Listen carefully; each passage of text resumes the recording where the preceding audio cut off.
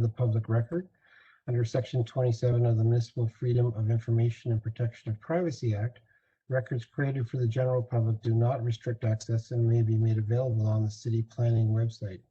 Your registration information will not be disclosed as part of the public record. To make that clear. So depends on how you join tonight. If you're on the internet browser, to raise your hand, there's the three buttons at the bottom of your screen. You click on that and you'll see a raise hand function there. If you join via the WebEx app on your computer, if you click on the bottom in participants, you'll see a raise hand function there. Next slide. If you join by a phone, you click on the little icon in the top right, and that will bring you to the participants screen, which you'll see a raise hand function there. And for tablets, same thing. There's those icons at the bottom, and you'll be able to get to the raise hand function there. So we're going to keep everyone muted through the presentation, and then we'll open the floor for questions. And if we can have you raise your hand, that would be fantastic.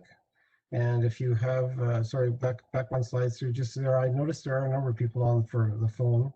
So for those on a phone, press *3 to raise your hand, and then we'll ask you to unmute, and you press *6 to unmute your microphone on the phone. Next slide. So how to participate, you can raise your hand and we will come to call on you, or you can also use the Q&A function, which you'll see on the bottom right. On your device, you can select the three buttons to locate the Q&A part, and then once you type in your question, just press send, and the facilitation team is monitoring the Q&As throughout the night. So through the presentation, if you feel like putting a question in, please do, and those questions will come to the facilitation team. And these questions will be raised during the discussion period. Just note that your question may not be read exactly as written, because it may be combined with some similar questions so that we can make most efficient use of the question and discussion period. Responses will only be delivered out loud during this meeting. They will not be typed into the answer into the Q&A function. And all questions will be reviewed by the facilitation team as the meeting summary is developed. So thank you for all your questions and comments and feedback throughout the discussion tonight. Next slide, please. So we'll begin the meeting with an important land acknowledgement. We acknowledge that the land we are meeting on is the traditional territory of many nations, including the Mississaugas of the Credit, the Anishinaabe, the Chippewas, and Haudenosaunee, and the Wendat people, and is now home to many diverse First Nations, Inuit, and Métis people. We also acknowledge that Toronto is covered by Treaty 13 with the Mississaugas of the Credit. Of course, under the Truth and Reconciliation Commission, this is an important first step for us to reach reconciliation with the Indigenous peoples of Canada, so we always want to make sure we have a land acknowledgement. Next slide, please. So the agenda for tonight, we're going to start off with some opening remarks from Mary Campbell. Councillor Grimes couldn't join us tonight, but Mary Campbell from his office will have a few opening remarks. We're going to start also with some welcome and introduction to the team.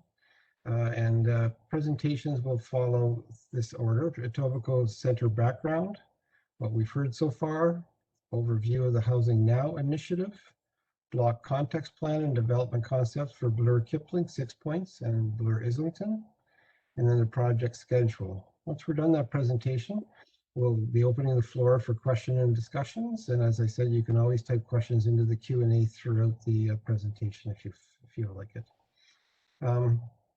We'll turn the floor over to Mary Campbell for some opening remarks. Great. Thank you, Jim. And thank you all for tuning in tonight to hear the final plans for the Housing Now sites at Kipling and Islington. As Jim mentioned, regretfully, Councillor Mark Grimes is unable to attend this evening due to his ongoing recovery from a recent surgery. My name is Mary Campbell, Mark's Senior Advisor for Planning Matters. On the Councillor's behalf, I want to extend a big thank you to all the local advisory committee members. Their time and valuable input is much appreciated. Housing Now is a new approach where the city uses city-owned lands to build affordable housing and inclusive, complete communities. The city is becoming unaffordable for many people, and Housing Now is one part of the city's 10-year housing action plan. Ensuring that our community is affordable and livable is a top priority for Councillor Mark Grimes. Tonight, we have the entire city team here to present the plan and answer all of your questions. Thank you all again for attending this evening. If you have any questions that are not addressed, perhaps we run out of virtual time, please email our office. And last but not least, Councillor Mark Grimes has an excellent weekly e-news. Please do sign up and stay up to date on many ward-wide issues at www.markgrimes.ca. Thank you, and back to you, Jim.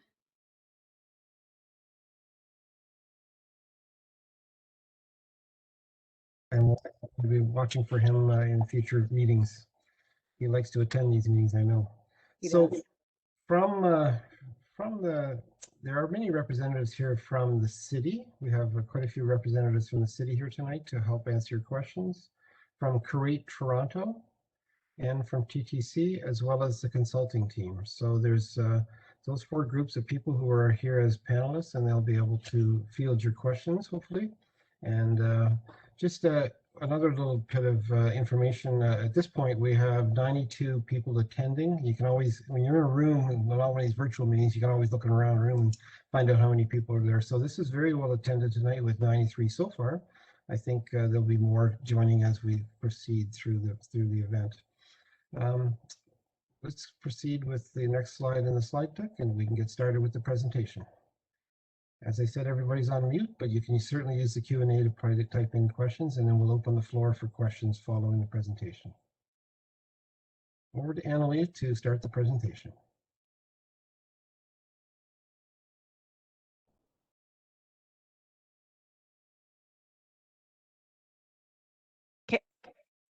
Can you hear me? There you are. Okay, great. Thanks very much, Jim. So first of all, as Jim noted, there are people here from the City of Toronto and Create TO, as well as other city agencies. And I just wanted to provide a little bit of background for all of you who are joining us tonight about what the relationship is between these groups as it relates to the development of Bloor Kipling and Bloor Islington through the Housing Now initiative. We have representatives here from the Housing Secretariat, and the Housing Secretariat is the City of Toronto division that is the corporate lead at the city for the affordable housing programs that are on offer, and that includes the Housing Now initiative. So they are involved in approving the number of new affordable units that will be built and understanding how deeply we can make those units affordable. I represent city planning as well as some of my other colleagues who are here tonight, and we are the lead in updating the planning frameworks to facilitate the new buildings that you will be looking at concepts for tonight. That includes the buildings themselves, of course, and the public realm community facilities that surround them. Create TO is here tonight, and Create TO is the city's real estate agency partnering with both the Housing Secretariat and City Planning in the delivery of the Housing Now program. And they manage the overall portfolio of real estate across the City of Toronto that is owned by the city, engaging community partners in meeting the city's city building goals across Toronto. Next, please.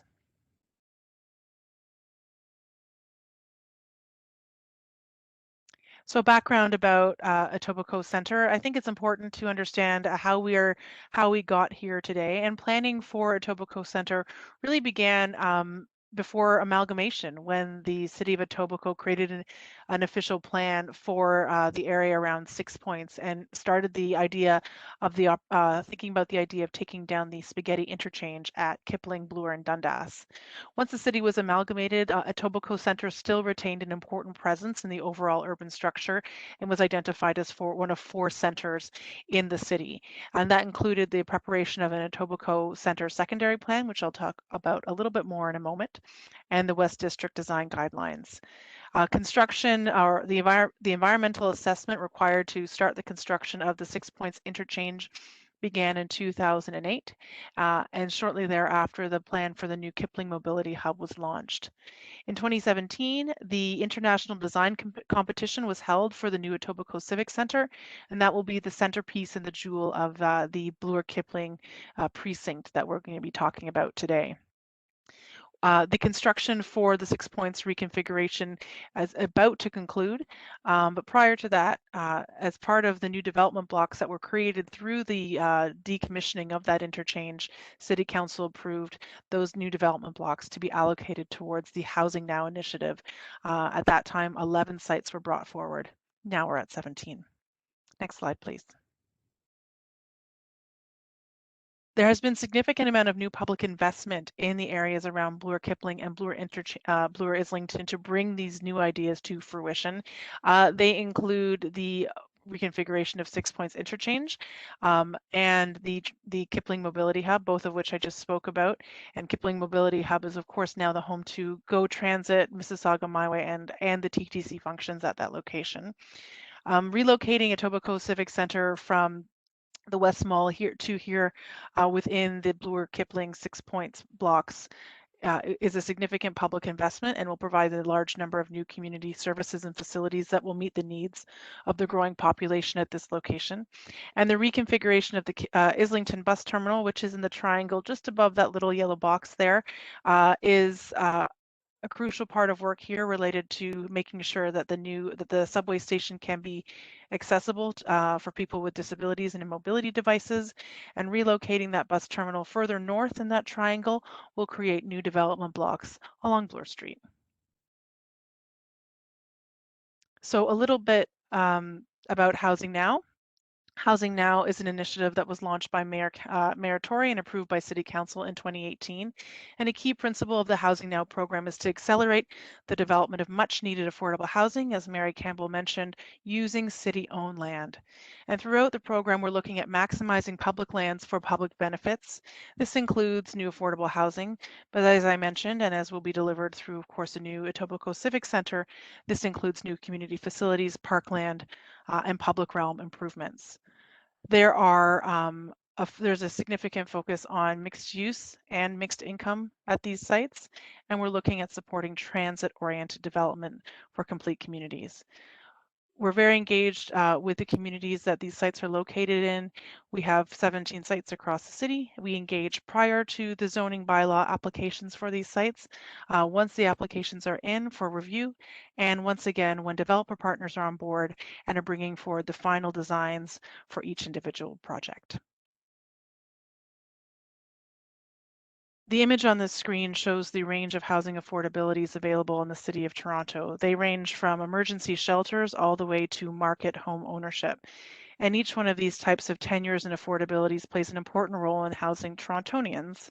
The boxes that are shown in colored here are the types of housing that the Housing Now initiative is looking at providing to the City of Toronto. So that includes new affordable rental housing. That's housing operated by a not-for-profit or private developer at reduced rents below average market rent, new market rental housing, and on sites large enough, such as Bloor Kipling and Bloor Islington, opportunities for market home ownership through new condominiums.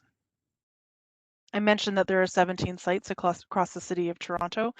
The 2 sites in Etobicoke are shown here with the yellow circles, but you'll see across the rest of the map sites located in North York, Scarborough, downtown, and midtown, and they vary in size and complexity. The more complex and large the sites are, the more opportunity we have to bring in new public realm improvements in streets and community facilities to support complete communities. A little bit about who the Housing Now program is targeting new affordable rent for. It includes people who are critical to making Toronto work. And I think what we've seen throughout COVID-19 is it's the frontline workers, the people who are leaving their house every day for work, that are really supporting our ability to weather this crisis that we're all going through together. So on the screen here, you see 3 frontline workers, an early childhood educator, a construction laborer, and a practical nurse, as well as a retired person who, of course, make up an important part of our community fabric. All of these people, based on their average annual incomes, are facing affordability crises in the City of Toronto, and many are looking at spending between 37% and 83% of their income on housing, which really represents no measure of good affordability.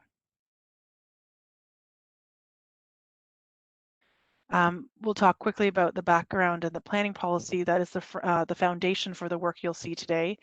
As I mentioned, when we were looking at the overall timeline of development of Etobicoke Centre, the City of Toronto has identified Etobicoke Centre as a centre in its official plan, and also provincial policy identifies Etobicoke Centre as an urban growth centre across the greater Golden Horseshoe, which goes from east of Toronto all the way through to Hamilton.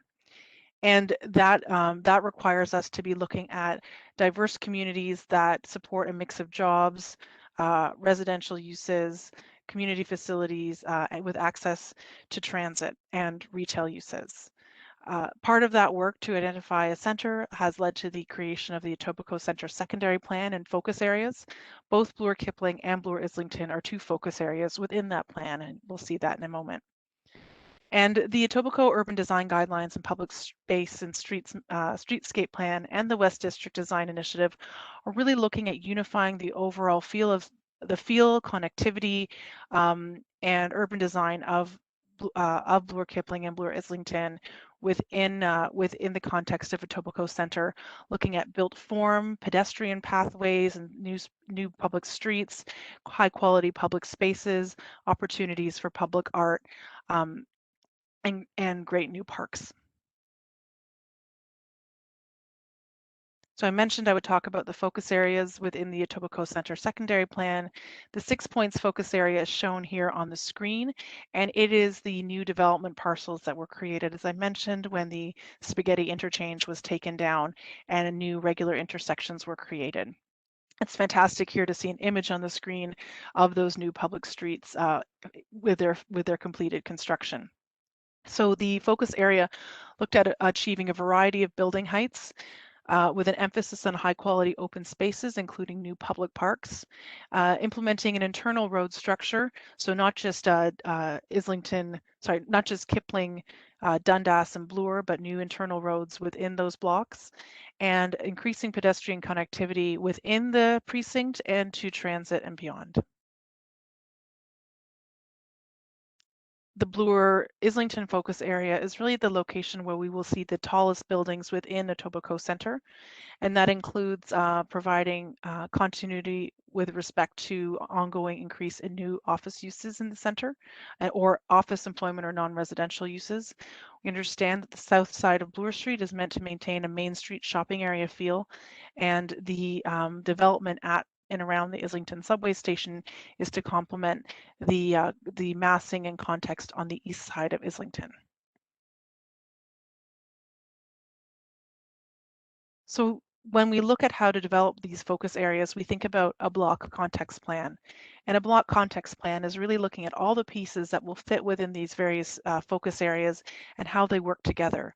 So that goes from the layout of the public spaces, the streets, the pedestrian pathways, new cycling connections, to the things that happen within the blocks, such as retail, new employment uses, and especially new housing. We shape their block context plan using the planning, design, and vision that I was just speaking of, but we also look at things like council direction. In the case here, the relocation of the Etobicoke Civic Center and the urgent and important need for new affordable housing. We listen to the local community in terms of concerns and opportunities that they bring forward for how the design can be improved to fit within Etobicoke. We do a lot of work related to the feasibility for new development, the shape and size of buildings, and the technical review required to support these new buildings. Can we flush the toilet? Can people move around on the streets? Those things are obviously important to make a city work. We've brought this project to Design Review Panel, which is a panel of design experts, internationally renowned design experts who work and practice in Toronto, and have listened to their feedback.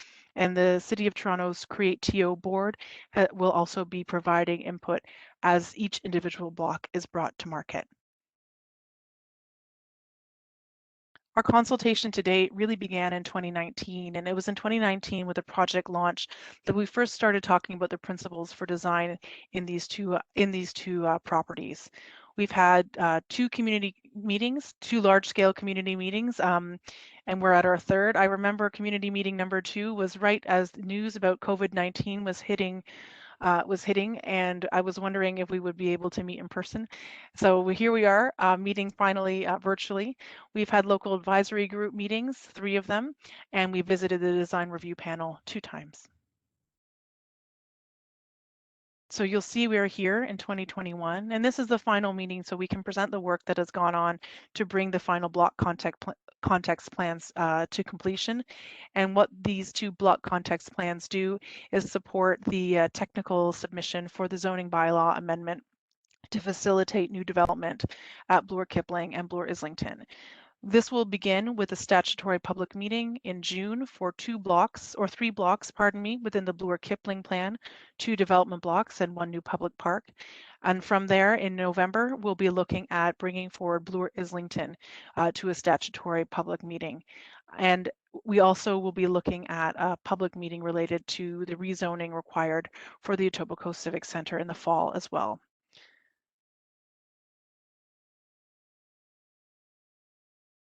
So the last thing I'll say is a little bit about what we've heard from the community. And if you've been part of this project over the last number of years, you've been providing us input that's been very important. We've heard a lot about a unique destination. So a unique destination for Etobicoke Centre, what makes this area different than other areas in the city with tall buildings? How do we bring through diverse community spaces? We hope you'll see that tonight. Cultural spaces, places to play, places to shop, places to gather and socialize when we can actually do that again. We've heard a lot about mobility, opportunity, and access, and that really has related to finding ways to make it safe for people to walk and ride their bikes in the community and access public transit. And we've heard about achieving a good mix of land uses. So finding opportunities for small business owners to open up and operate in the exciting new Etobicoke Centre and opportunities for local employment. We've heard a lot about the concerns about construction and growth, and we know that this community has been not unfamiliar with the impacts of construction as time has gone on, including the new roadways. So that has had knock-on queries about how we will deal with increased traffic, how we will deal with parking demand, safety, and capacity on transit. There has been a lot of discussion about making sure that this is really a complete community. So in previous meetings, we spent a lot of time talking about what elements we think about when we think about a complete community and how we can provide evidence to the Etobicoke Centre and broader community that those uses will have a home in these two development areas. So that includes things like new schools and libraries, community recreation centers, etc. And we've heard questions about what does it mean? What does the Housing Now initiative mean? What does it mean for a community to have a diverse range of affordabilities? And how will a project like Housing Now be implemented? We're absolutely able to continue to answer questions like that as the meeting progresses. We've also heard a lot of interest about people thinking this looks like a great place to be and how they can rent new affordable units within the developments that we're going to be sharing concepts for this evening. So I'll pass it over now to Gabriella.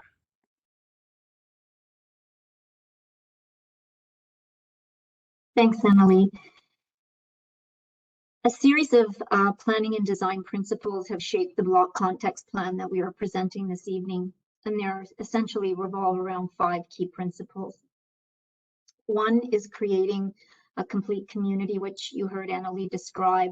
The Bloor Kipling and Bloor Islington sites are located within the Etobicoke Centre. They're one of 4 centres, again, identified in the city's official plan to accommodate a dynamic mix of uses all near transit. The Etobicoke Centre is also identified as an urban centre under the province's growth plan. So the vision for the sites is to create a complete community offering places to live, informed by the Housing Now initiative that will advance new affordable rental and market housing and ownership in these communities, community amenities, parkland, employment opportunities, mobility choice, and a true community to live, work, and play. Next, please. Creating walkable and active public realms, shared streets, wide boulevards, publicly accessible spaces, and courtyards providing through block connections are stitched together to create walkable neighborhoods and active public realms. Next, please. These precedents illustrate the active pedestrian boulevards and the connection to nature and intimate community spaces in the form of courtyards that contribute to the walkable neighborhood. Next, please. Landscaping is an important part of the overall block context plan, and it's guided by principles. 4 in particular. Landscaping is essential in connecting buildings and providing spaces for residents to move and to gather.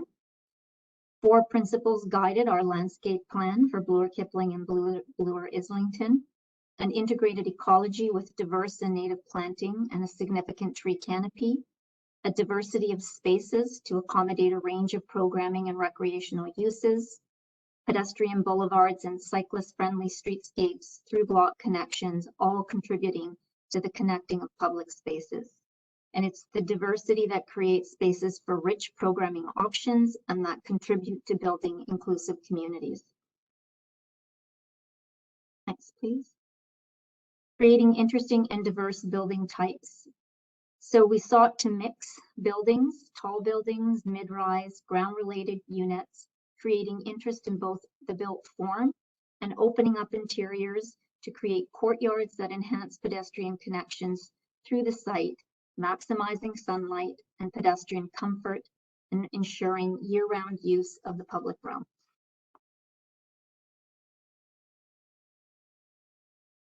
Ensuring design excellence in the development of both Bloor Islington and Bloor Kipling, ensuring that development brings innovation in its buildings, efficiency in its form, and design to build community and quality living spaces.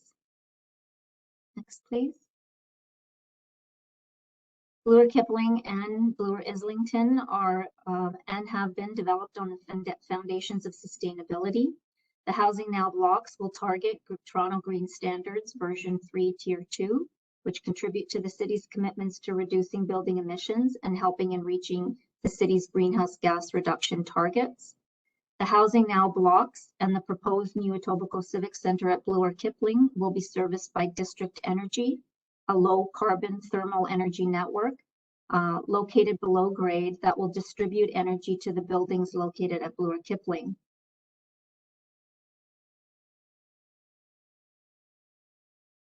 Next.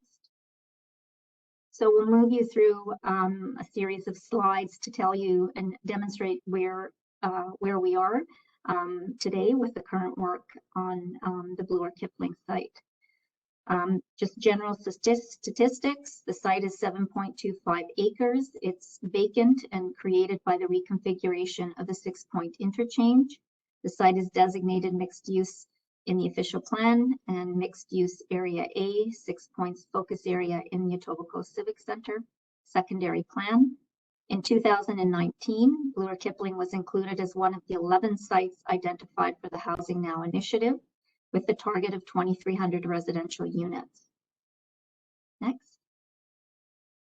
As Annalee indicated, the site prior to its transformation was known locally as the Spaghetti Junction, an area characterized by a complex network of over and underpasses and the old Westwood Theatre.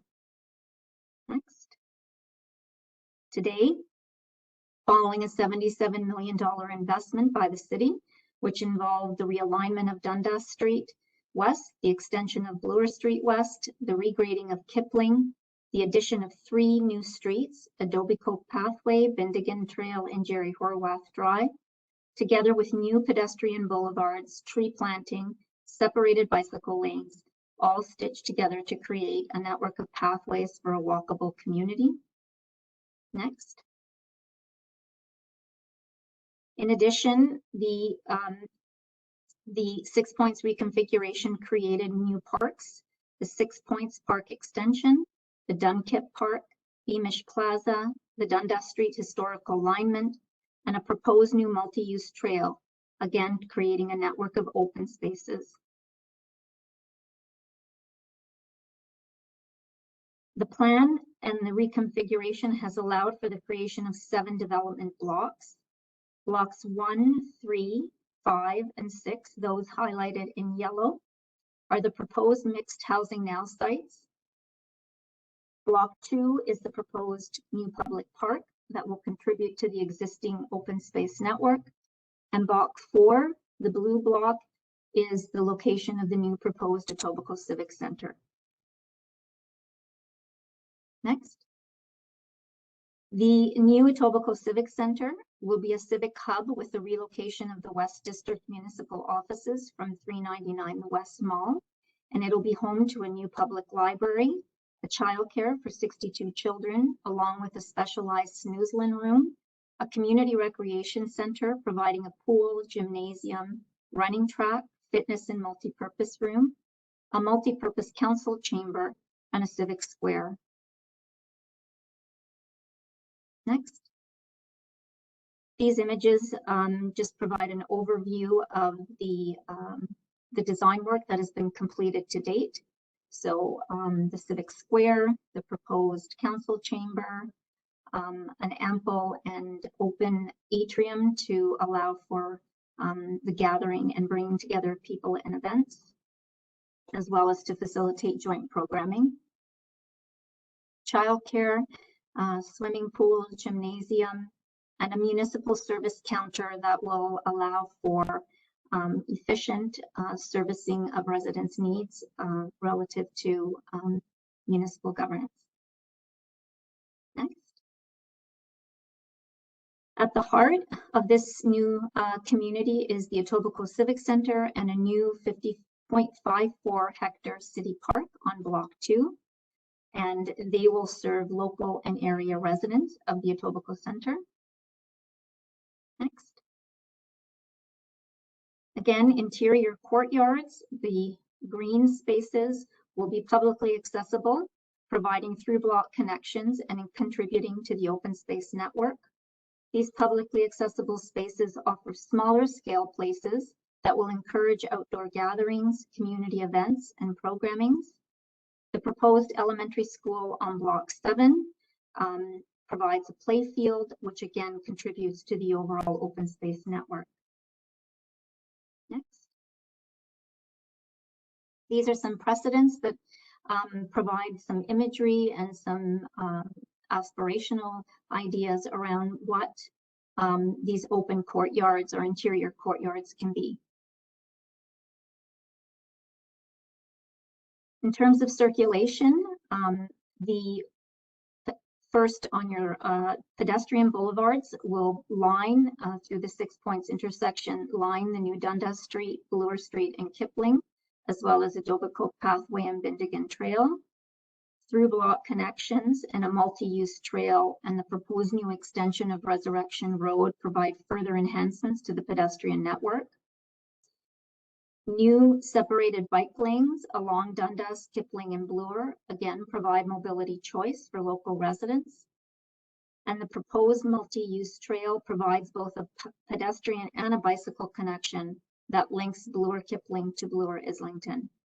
And vehicular traffic is accommodated with the new realigned Dundas Street and the regraded Kipling Avenue. Next. Our conceptual building massing. So when we put all of these principles to work and we consider all of these targets and opportunities, we have arrived at a building massing for the development blocks, which has a diversity of building types anchored around a central courtyard that together create a unique built environment. Building heights range from 14 stories to 39 stories, carefully positioned and oriented to maximize sunlight and to minimize shadowing on public spaces such as the park, the civic square, and the courtyard. Next. In terms of uses, the proposed ECC, seen in yellow, will be the hub of civic and community spaces and events. The non-residential uses, which may be a bit difficult to see, but they're in a brown color, are located along Dundas and Kipling and Bloor, and they're intended to provide services to local community and create active street frontages, as well as proposed spaces to offer employment, doctor's office, lawyers, chiropractors. Next.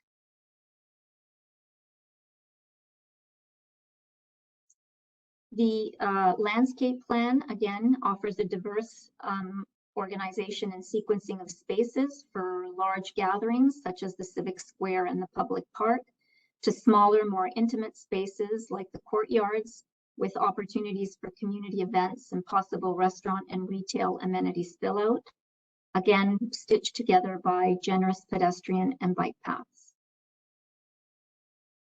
Next.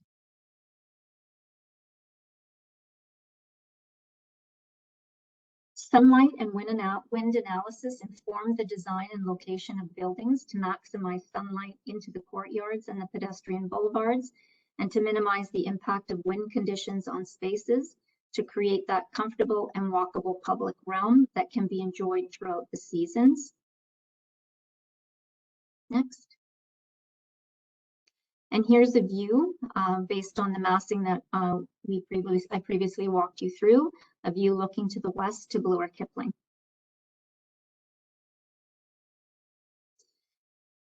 As Annalie indicated, public art is also a component of creating complete communities and block context planned. And so this demonstrates an opportunity for public art to serve as landmarks to guide people through the site as both permanent and temporary installations.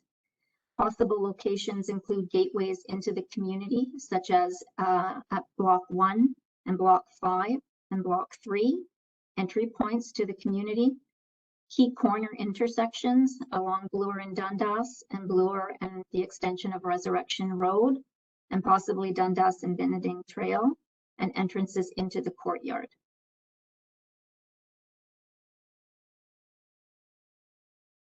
And again, just some precedents and aspirational images that describe or illustrate the opportunities for public art as this community is developed.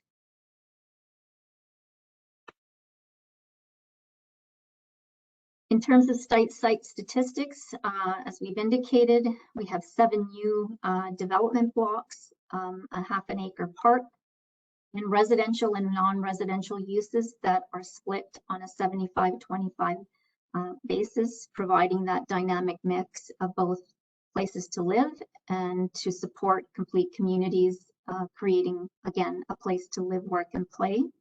Our estimated unit target is 2,300 units, of which 1,500 or 2/3 will be market and 1/3 are estimated target for affordable units. Next. Of the 7 blocks, we will be advancing Block 1 and Block 5 through the rezoning process, and advancing Block 1 to market to seek a developer partner. Our estimated unit count on Block 1 is 568 units. Our heights, tall buildings are in the 18 and 25 story, and a base building which ranges from 5 to 10 stories. The suite mix, 1 to 3 bedrooms. Accessibility being a key requirement in the delivery of our affordable housing program, with affordable rental having 25% accessible units, market rental having 15% accessible units, and barrier-free common areas being 100% accessible. A non-residential space of about 4,700 square meters, again in potential retail and office space, and 1,900 square meters approximately of a publicly accessible open space configured as the interior courtyard. On Block 5, our estimated unit count is at 534.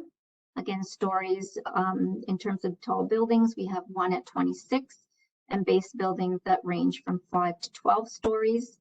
Similar unit mix of 1 to 3 bedrooms, and similar objectives for accessibility and non-residential space. Next. So what are our next steps in the implementation process?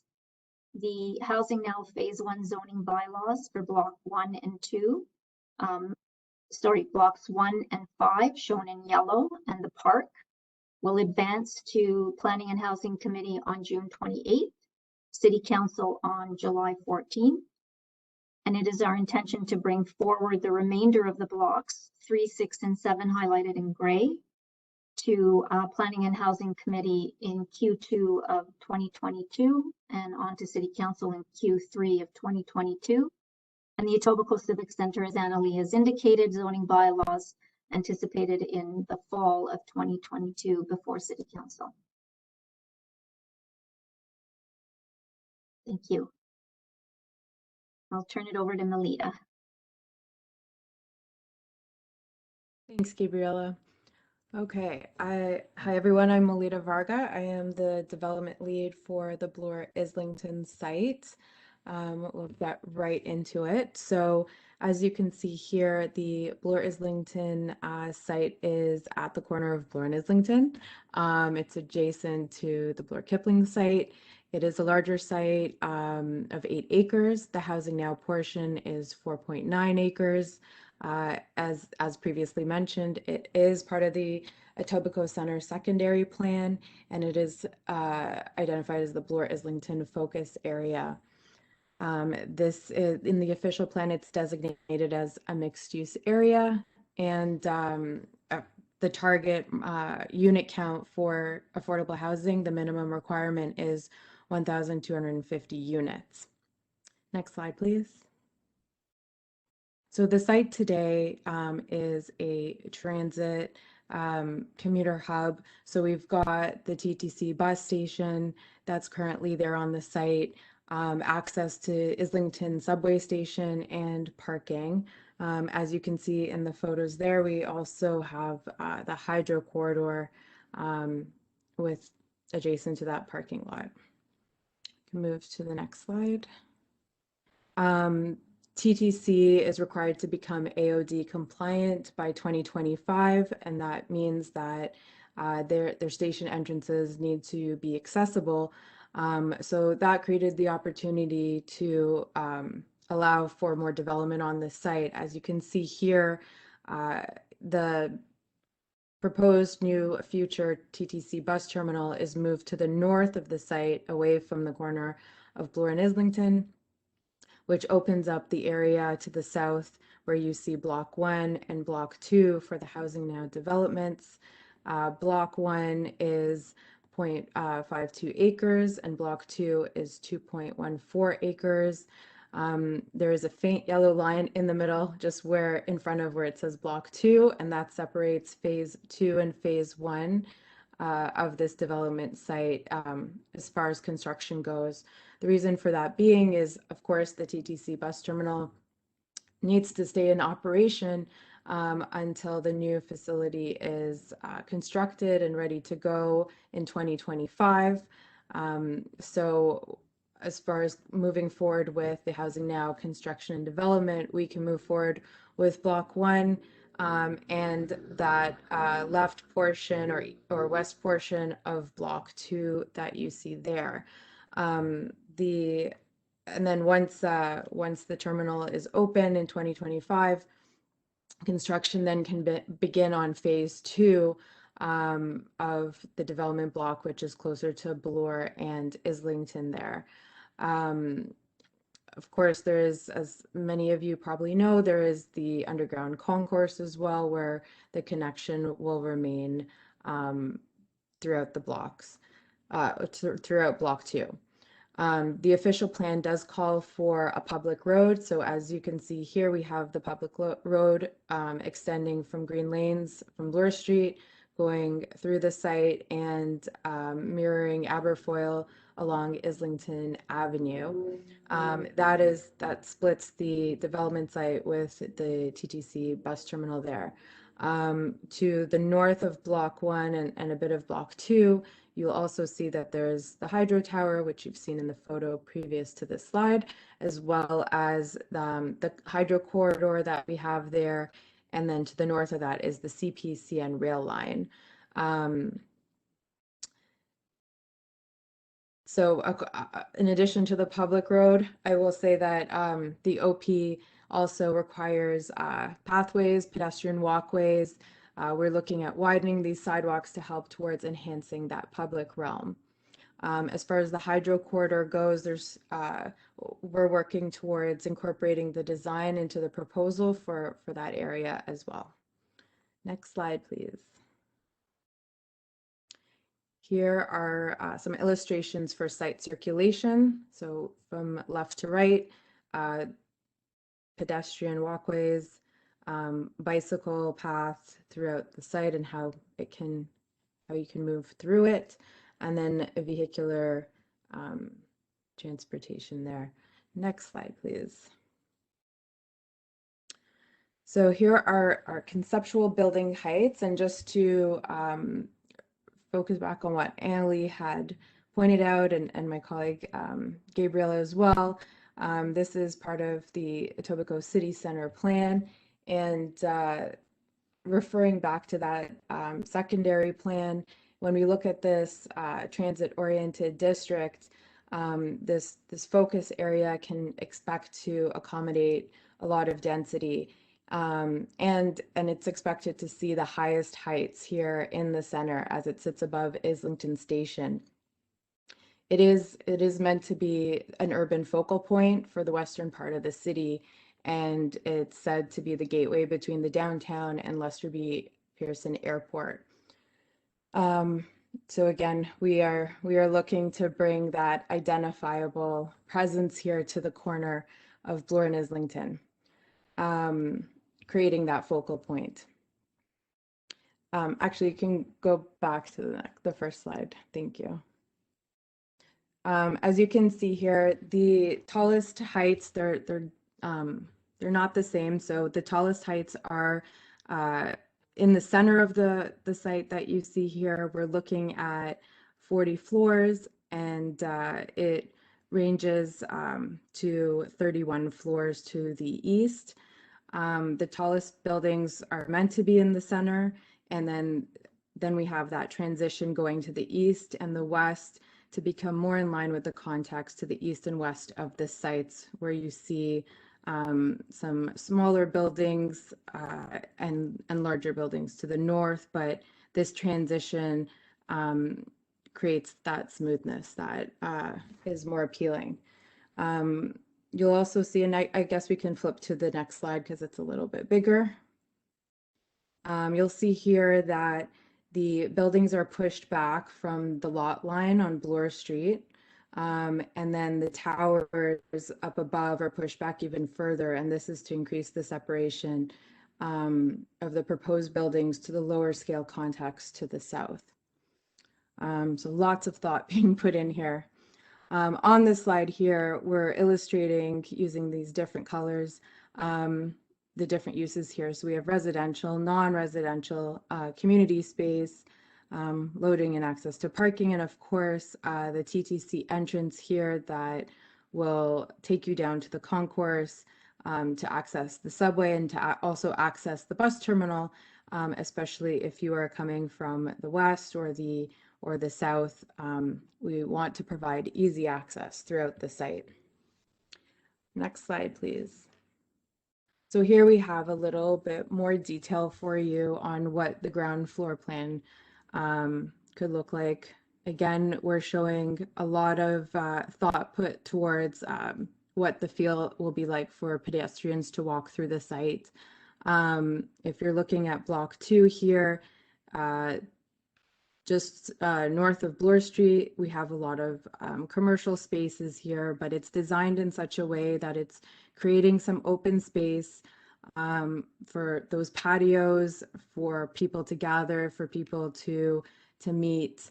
To the left, to the left as we move west, beside the community space there, we have that through walkway, which could potentially be activated for activities that spill out from that community space as well. So lots of activation there. We will encourage lobby entrances to come through so that they pass through to be able to access to the south of the site as well. And of course, you can see the hallways here to access the TTC entrance too. To the north, again, there's the hydro corridor, there's the proposed bus terminal, and then to the north of that is the CN rail line. Next slide, please. So the landscape plan here, again, we paid a lot of close attention to pedestrian connections. This goes into a little bit more detail here. We wanted to make sure that this was very visually stimulating, very safe for pedestrians to walk through, lots of great sight lines, and then, you know, these open spaces to facilitate social interaction and foster a sense of community. Whether you're indoor or outdoor, it should flow very seamlessly between each other. There's a little bit more detail here in the hydro corridor as we are articulating a walkway through the hydro corridor, and this will work with the safety requirements through our rail safety study, that creating some berms to add that safety element from the CPCN rail line. Next slide, please. Here are some examples and inspiration for what could happen, and talk about social interactions. There could be markets, patios, places to sit and gather, but easy sight lines, very visually stimulating, easy to walk through, very, very iconic for the Bloor Islington corner. Next slide, please. Again, through the secondary plan and official plan, there is concern for tall buildings and the microclimate that they create. So we did study that. We did identify that by positioning the buildings in this way, that we would maximize the sunlight and not create shadowing. We also looked at minimizing and slowing down any wind that would be coming from the north. And that's the illustration that you see here. So there was a lot of thought put into the design for this element to be incorporated and met as well. Next slide, please. So again, here's a look from, as you're looking west along Bloor Street there, that's the Bloor and Islington corner. Next slide, please. And then here's looking north to the site. And you can see how the building heights transition there, east to west. Okay, next slide, please. And then here's a close-up of the Bloor Islington corner on the west here, showing a lot of activity and transition onto the street activity and pedestrian experience. And then again, from a little over to the west, the view looking towards Bloor and Islington there. There's a bit of public art there as well. Next slide, please. So here are some inspirational photos and ideas for what types of public art could be located on the site. Again, it's that creating that gateway, something that might be interactive, and creating some identity for the areas or for the site as well. Next slide, please. So again, as I mentioned before, our minimum unit target is 1,250 units. This site allows for a third split. So we're looking at 33% condo ownership, 33% market rental, and 33% affordable rental. We have about 55% one bedroom, 35% two bedrooms, and 10% three bedrooms. There'll be 15% accessible units. All common areas are barrier-free and accessible at 100%. The non-res space that is included in this concept is 8,132 square meters, and the community space is designed for 1,420 square meters here. We will be looking to, our plan is to move into rezoning, get into that rezoning process in this quarter.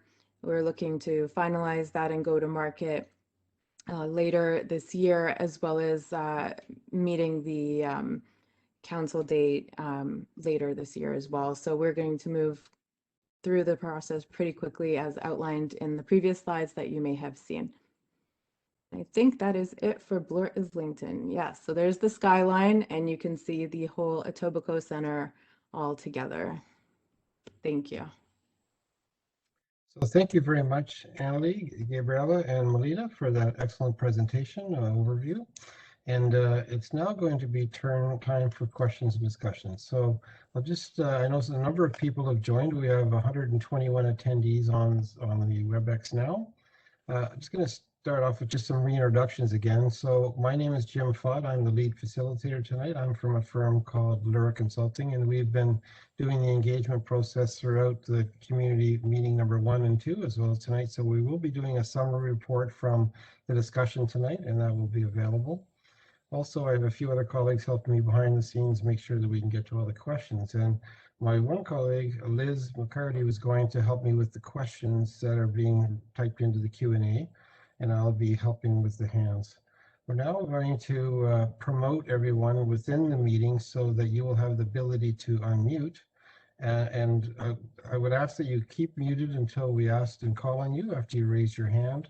And once again, to raise your hand, we have some information on the screen. If you're on an internet browser, you click on the magic 3 dots. It always brings you up many other options, and you can find the raise hand function there. How to participate on the WebEx app is through the Participants tab, and there's a hand icon in the bottom right corner. Next slide. And for sure, if you're on a phone, I think we have 7 or 8 people on a phone. If you're going to ask us if you're on the telephone, you can press 3 to raise your hand, and then when we ask you to unmute, press *6. *3 to raise your hand and *6 to unmute. And if you're on a smartphone looking at this, you can use the icon up on the top right that provides you with the opportunity to go to the participants. And once again, that hand icon is in the bottom right-hand corner. And if you're on a tablet, once again, many people join many different ways on these things. It's under the Participants tab in the bottom right corner when you click on that little icon that shows participants.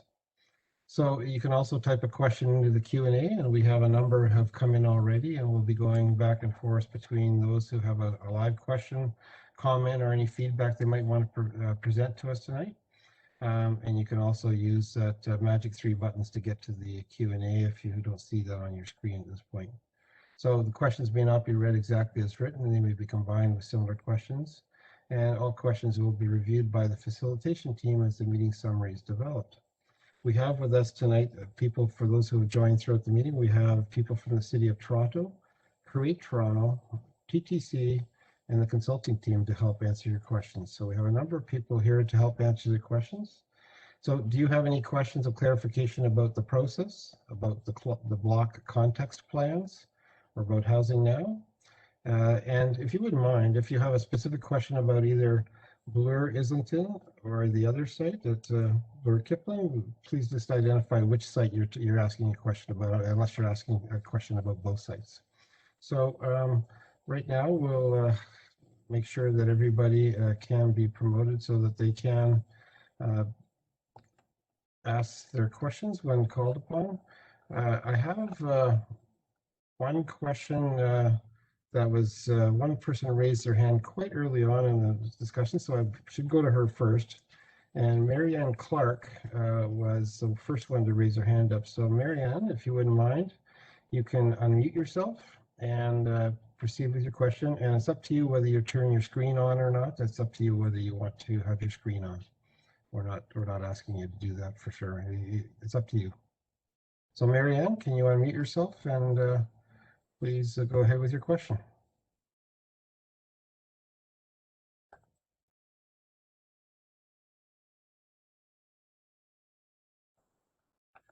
Jim, I don't see a Marianne, but I see a Marjorie. Yeah, I know. I think Marianne dropped off. I think so too. She had dropped off. So Marjorie Lamb is next up with the question. So Marjorie, if you wouldn't mind, just please go ahead and unmute yourself, and you can proceed with your question, comment, or feedback you might have for the team. Go ahead.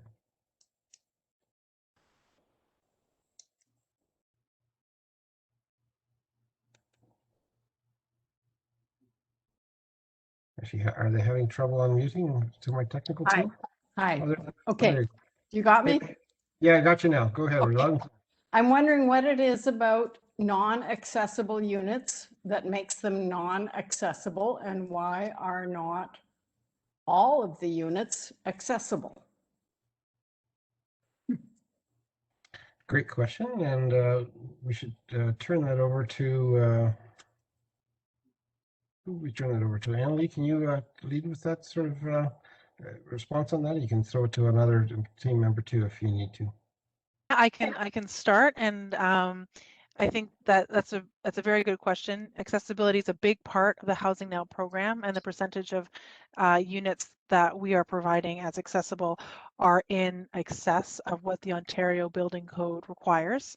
The size of accessible units really relates to pathways and movement within the unit, but it does require more. It does require more area within each unit. So it's something that needs to be balanced with the overall provision of new units within a project like Housing Now, but it will be a contract requirement with the developer partner to meet that level of accessibility, which again is in excess of what the Ontario Building Code requires. Great. Thanks, Emily. Unfortunately, we don't have to lower your hand. So if you're done with your question, you can just click on that tab again and it will lower your hand. Let's go next to Jasmine. Jasmine, you're up next. So if you Hi. could, yeah, go ahead, Hi. Jasmine. Yeah, Hello. Nice to see you all. First of all, I would like to say I love the affordable housing. So good job. Great job, everyone and the counselors and everyone involved, Housing Now TO. I think it's excellent. I'd like to see some in our area. I live in the South Etobicoke Lakeshore area, so maybe you can help us get some of that to our community. My question though is, I understand in much of it, from what I could understand, that 1/3 would be what's called affordable housing in many of the sites. Could you please tell me what you mean by affordable housing? Like, would it be like rent geared to income housing, the affordable housing? That was my question. That's a great question, and we'll turn that one over to Emily. Sure, and I'll answer this question with my colleague Paul, but just to emphasize, this is not a rent geared to income program. This is part of the overall spectrum of affordability set out in the city's Housing Now TO 2020 to 2030 action plan. And the purpose here is to deliver new affordable rental units rented at below average market rents. And that is an agreement that's secured with a developer partner and the future operator of the housing. I'm going to pass it over to Paul to talk a bit more about what those rents mean. Sure. So to answer your question, the affordable housing is there are income requirements for affordable housing. It's 4 times the annualized rent, and the Housing Now sites have a variety of rental rates. I believe the overall average for the sites will be 80% average market rent. So currently for a 1-bedroom, that is about $11.45 in 2021 rates. There are lower rental rates at particular sites though. So they drive that depth of affordability that would be commensurate to someone in receipt of a rent geared to income. Okay, thank you. Thank you very much. We'll go to one more question from the attendees, and then we'll turn over to Liz. Just that there's a few questions in the Q&A, and we can read some of those off too. So next question is to Stephanie. Stephanie Alexander.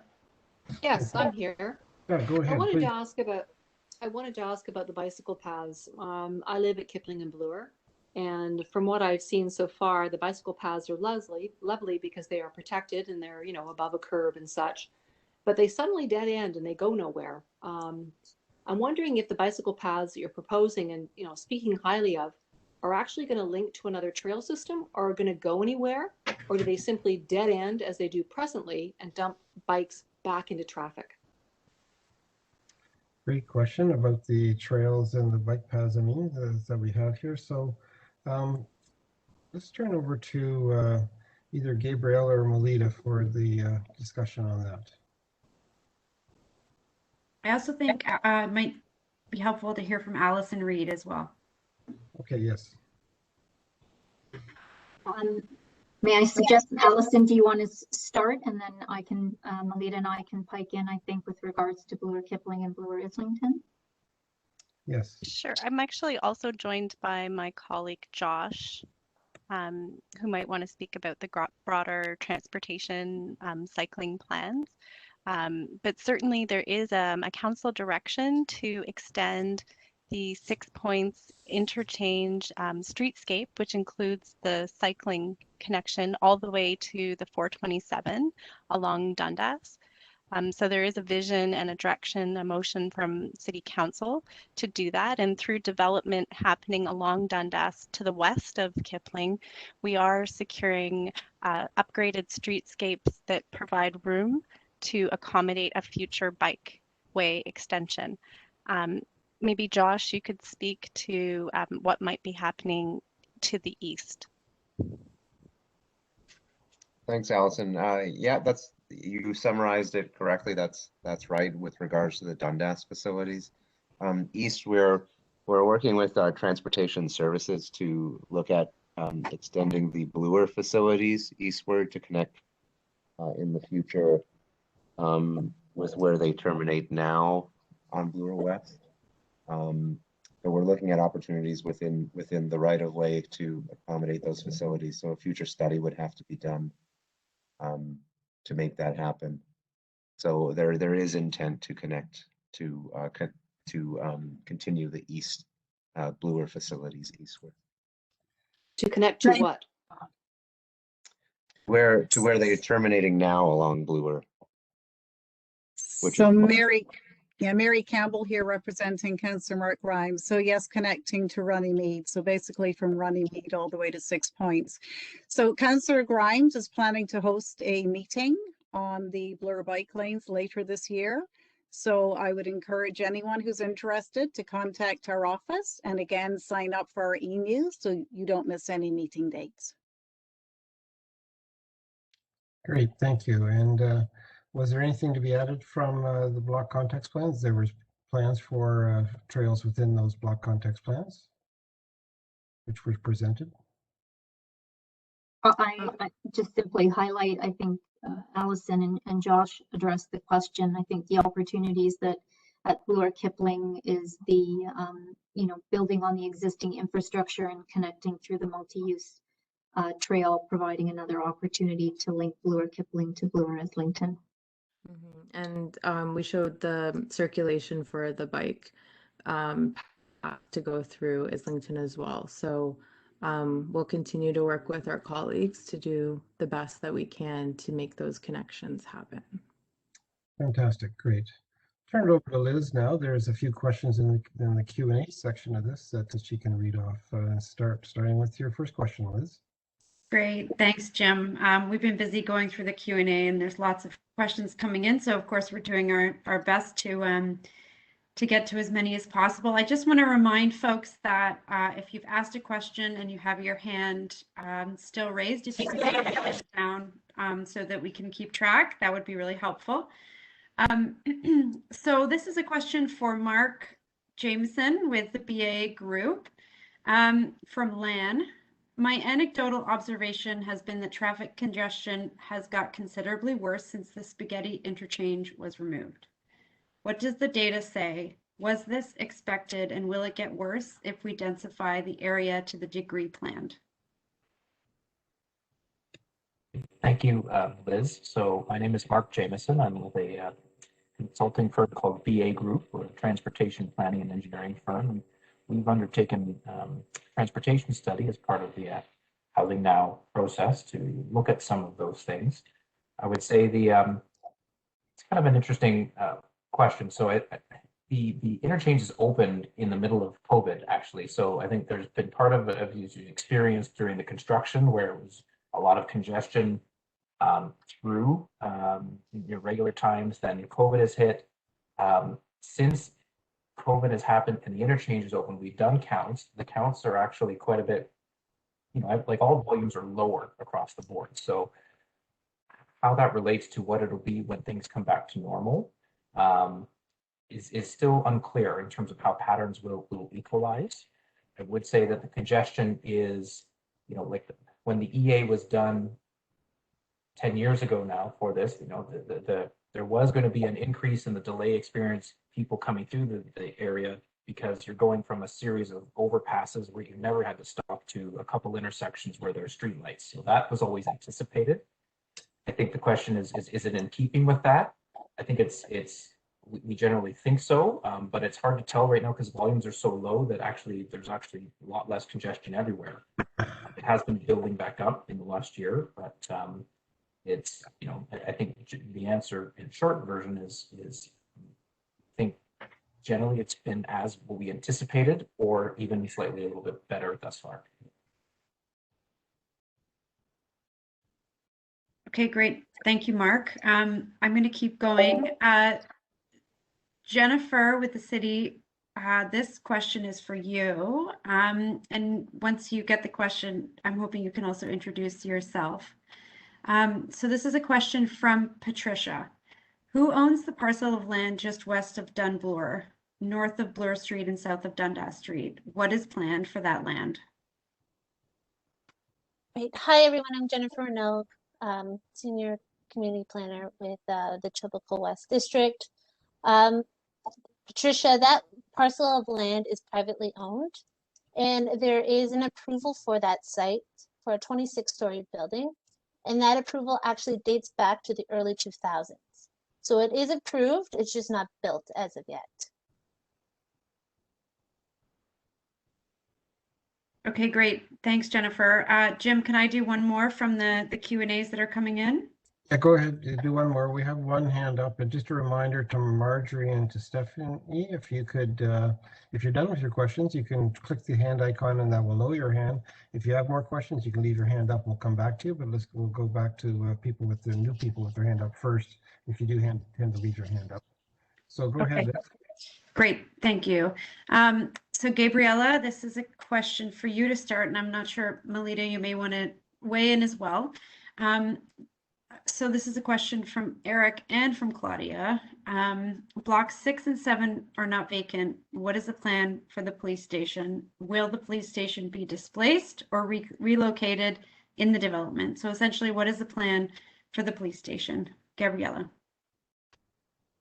You're correct. I should have identified that block 6 and 7 in terms of their future use are contingent upon the relocation of the Toronto Police Services 22 Division. My colleagues at Creatio, we are working with TPS to find an alternative location that meets their requirements, both from a facility perspective, accommodation perspective, as well as servicing in a central location to that particular catchment area for 22 Division. The timings for that is unknown because, again, the development of those blocks is contingent on finding them a place. We are not accommodating them currently within the Bloor Kipling 6 Point area. Great, thank you. Next we have Jennifer Dodland. If you could please unmute yourself, Jennifer, and go ahead with your question, comment, or feedback. Hi there, thank you. My partner is actually the one with the question, so I'll let him ask. Hi, my name is David Scher. I have a question about the Kipling and Dundas intersection. Anecdotally, we've identified there's been a fair number of accidents that take place there. I'm wondering if that's been identified and whether anything may be happening to address that, as well as whether there may be any sort of consideration to limiting a right on red for eastbound traffic on Dundas, given the number of vehicles and buses that are making a wide left and onto Viking Lane there. Great question. I will turn that over to Mark from the BA group just to start off with the response. So Kipling and Dundas, what's happening there? So I can speak to some of that. I think the accidents one is one that I think city staff will look into. I think that's, the paint is still fresh, so to speak. So I'd have to look into the statistics about, if what accidents have happened and whether they were during the construction phase or, now that, everything's like fully complete.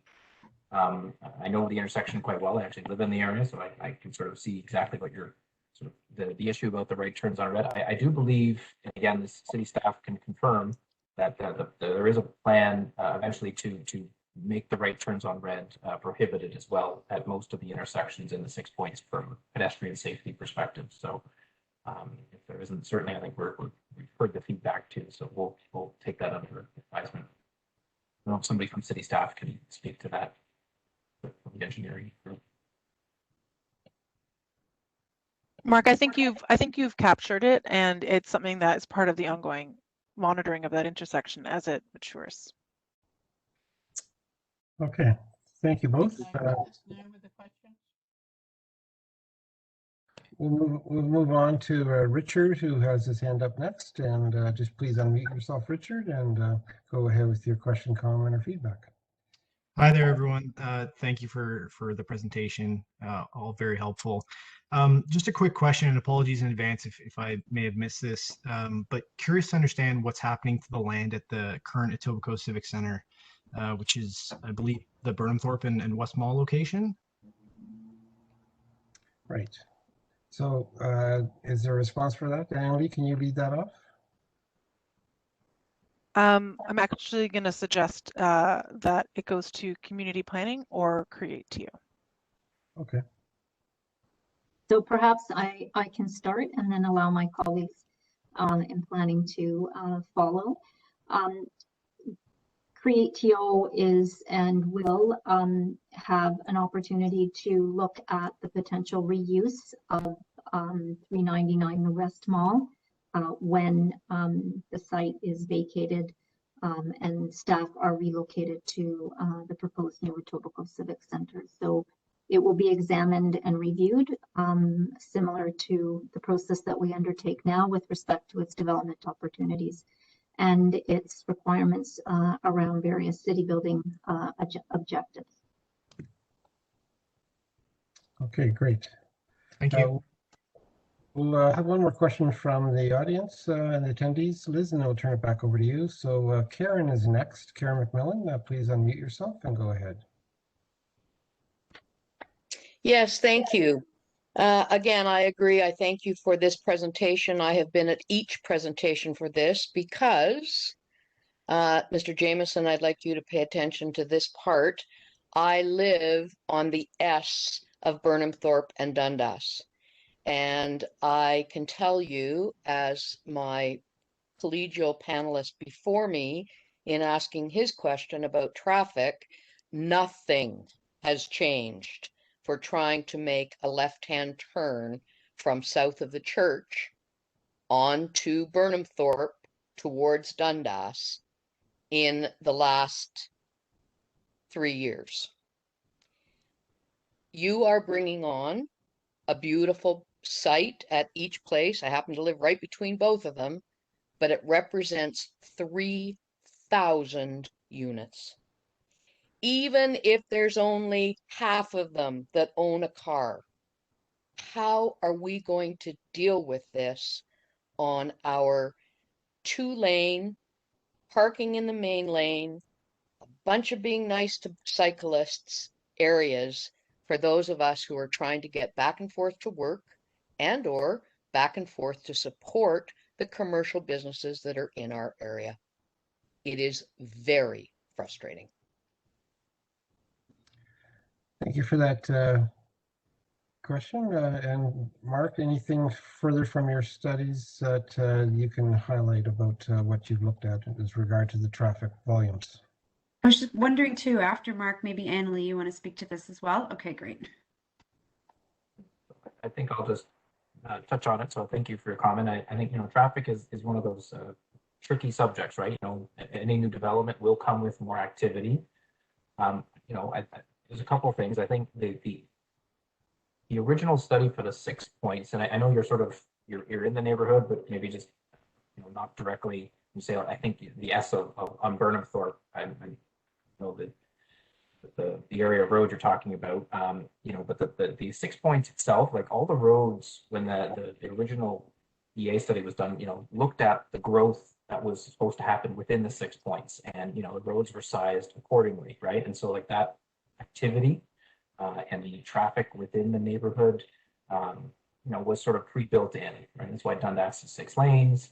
That's why you see multiple turn lanes in some locations, including up at Bloor and at the intersection there. There's dual left turns from south to east. I think some of that is intended and was hopefully intended to release some of the pressure a little further east at Burnhamthorpe as you come on to Dundas, because people can get onto Dundas by coming down Kipling now more directly. Things are still balancing off, so I know activity will, like at that intersection that you're used to, is will always be likely congested. I think that as people get used to the new travel patterns in the neighborhood and as new traffic comes in, it will reach a point of equilibrium. It will be more people though, and I think the study that we've undertaken looks at some of those impacts and tries to balance those off. There is an impact, but you look at the grand scheme, it's one that can be addressed through some, there's a lot of road capacity in the neighborhood, and with some adjustments sort of on the fringe. And Alita, maybe you can take the next part. I think Mark, I'm actually going to take that, because I think the question really is about the impact of new development and new residential units and traffic. And I think we just have to all acknowledge the fact that when there are more people using the roads. And I think that it would be disingenuous to not acknowledge that that is central to the question that you've asked. And Mark, thank you for some information about the data related to travel patterns and road capacity. But I think we have to acknowledge that it's not just the City of Toronto, but it's the provincial government that has identified this area as an area of growth for the Greater Golden Horseshoe. And so it is incumbent upon us as city staff and our colleagues at Create TO to devise a development concept for Etobicoke Centre as an urban growth centre that actually supports a good quality of life through a diverse approach to new buildings, public open space, opportunities for people to walk and cycle. We have new transit investments in the area in terms of the creation of the Kipling Mobility Hub. So what we're doing is we're trying to rebalance some of the road use into towards rapid transit to help support the fact that we are going to have more people living in this area, enabling them to get downtown or to other destinations. So absolutely, Karen, we acknowledge that there's going to be a lot of traffic, but we are directed to put growth here by the city and by the provincial government. And we're doing so in a manner that supports a complete community. And that's just something that will have to evolve as construction gets underway. Okay, thank you for that, Emily. And we'll turn it back to Liz now for more questions from the Q&A. Okay, great. Thanks, Jim. This is a question for Valessa from the Housing Secretariat. I think that you're here, as well as Annalie from MHEL. How do we find out how and when to apply for the affordable rental units? I can take that one. That's for Paul, yeah. Oh, perfect. Yeah, Paul. Paul Fisher. I'm with Shelter Support and Housing Administration. So the units will have to have an access plan that's approved by our director and our of Shelter Support and Housing Administration, but we'll make sure that they're publicly communicated to everybody, and that they're allocated in a transparent and fair manner. And in fact, we just went to committee last week or 2 weeks ago on a proposed implementation plan to have a streamlined access system for all affordable housing. So we're hoping to go back to council in the fall to get approval to move forward with it. But the intention would be that by the time that this site comes on board, there will be one central access system for all affordable housing, including this. And we'll make sure that there'll be a lot of public communication about that before that happens. So that will be the intention. Great. Thanks so much, Paul. Okay, the next one focuses on the previous consultation and the feedback that we heard. So I think this is going to be for Gabriella or Melita, from two people, Eric and Anne. So they're looking for, if it's possible, to highlight some changes that have been made since community consultation number 1. And Anne noted, we provided a lot of feedback following the last consultation, and I'm not seeing any of our suggestions addressed. So please tell me what has changed in response to the feedback since last time. I can start with in terms of community meeting number 2, the massing in terms of heights of building has not changed significantly with respect to what was presented at that time. What has occurred and has changed has been refinements to the open space network and to creating sort of that robust network with the interior courtyards and fleshing out the opportunities around the multi-use trail.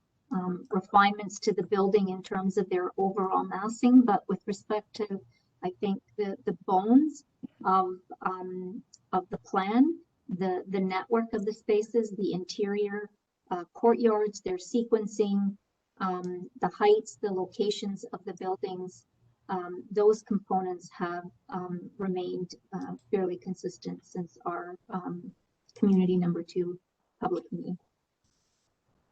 Great, thanks, Gabriella. And just wondering if you can just clarify sort of what feedback you mean or what you're talking about.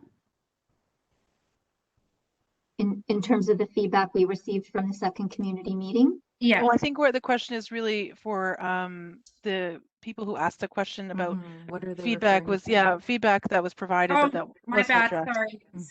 Sorry. It was a written question. One second. From, hold on a second. A written question from Anne. So I don't know if Anne is still on the line. But if Anne is there, just give me a second, seeing if Maybe, well, Anne, if Anne wants to continue to put it in the Q&A or answer unmuted, just to point out that in this presentation, of course, will be available online. There is a huge range of factors that influence the design of these blocks. And one of the slides we presented, it's kind of a graphic with many arrows pointing to the block context plan, feedback from the community being one. And I think there are a lot of things that actually have changed with respect to the plan that aren't necessarily all visible to you from the outside of the building. So we heard a lot about making sure that a lot of people of different household sizes can live in these communities. That was a theme we heard, like family neighborhood is a great neighborhood. We've now brought in requirements that will go to the future developer partner to make sure that a certain number of units are provided at sizes that are supportive for families with multiple children. So that's critical.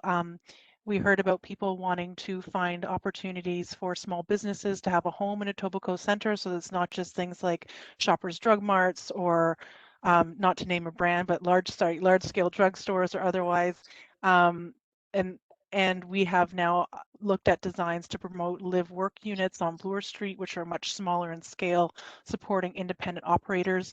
So they're not necessarily the huge broad strokes, but they're refinements and matters that we can put forth in contracts with future developer partners regarding key elements of the plan that need to be delivered within the boxes that you see here today. Great, thanks, Annalie. I don't know if that gave Anne the time to add the specificity. I just wanted to fill that in. I don't actually see any additional comments. Okay, so actually I did see a note here from Anne saying, thanks for some of your quick feedback relating to my question. It would be helpful to have written summaries of the things you are talking about. Okay. Great, thanks. We'll make sure we put that also in our final staff report that will be going to council, and so that's clear to you as well. Yeah, and as Jim mentioned in the beginning before we got into this question and answer, one of Laura's jobs is to write summary reports of all of the feedback that we're hearing. So those reports are available for consultations 1 and 2, and that's our job for consultation 3 as well. So Anne, your point is well taken. Thank you so much. Jim, do you want to go to one of the live questions again? Yes, Marianne Clark has her hand up. She's very patient. She had her hand up early on, then she dropped off, but she's back. So Marianne, if you want to go ahead with your question. Is she unmuted?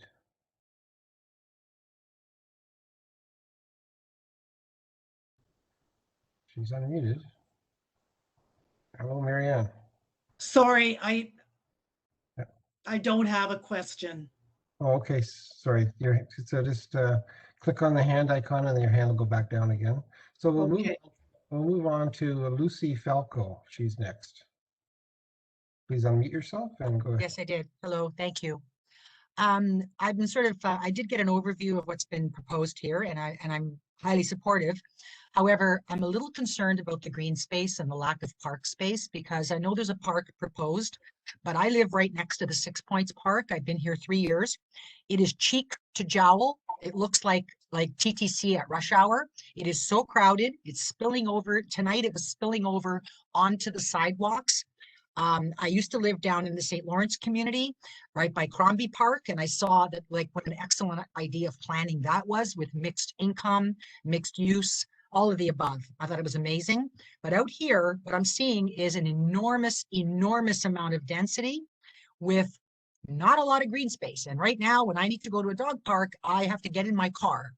Or if I want to sit on a bench or have a little walking trail or any kind of green, I need to get in my car. And that's not the intention of living close in a transit corridor. I'm looking for pedestrian access, more green space, and more retail, because we need to get people out of their cars and make this a viable community where you can live and do everything. But if there's if there's not enough retail, and I don't mean like a Rabba Foods or whatever, and there's not enough park space, we're just going to be spilling over each other. And this is a bit of a concern. Okay, we hear that, and we've certainly made note of that comment, and I think the planners are diligently working away on that.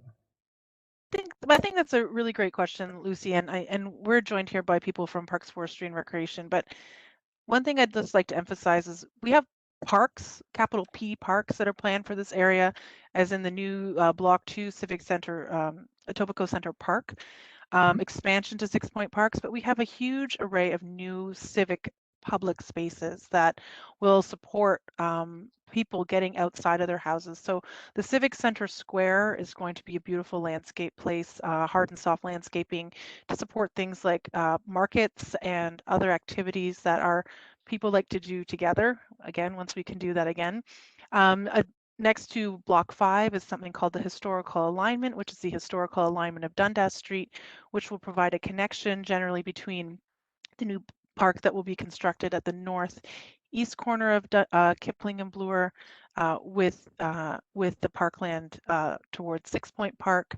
And I think the point is that when you take those together with the new courtyard spaces inside the buildings that are going to be publicly accessible, with the new accessibility along the rail corridor, there really is going to be a broader network of parks and open spaces that work together and each have a slightly different character to support the different needs of the community. V2 is on the line. I don't know, V2, if you want to add to that, but I hope that that helps, Lucy, with your concern, which I think was really very well stated. Hi, it's V2 speaking from Parks, Forestry, and Recreation. I just wanted to highlight the fact that we have heard the concerns about 6 Points Park, and through the redevelopment of this this area, we are looking at expanding the park network, and it's something that we have definitely included as part of the overall development of the site. Thank you, and thank you, Lucy, for that important topic to pick up. Jennifer Dodlin, do you have a question? Your hand is up. You can unmute yourself and go ahead. And I think that it actually ties into the previous participant's question. Would the expansion of the park network include expansion into the hydro field?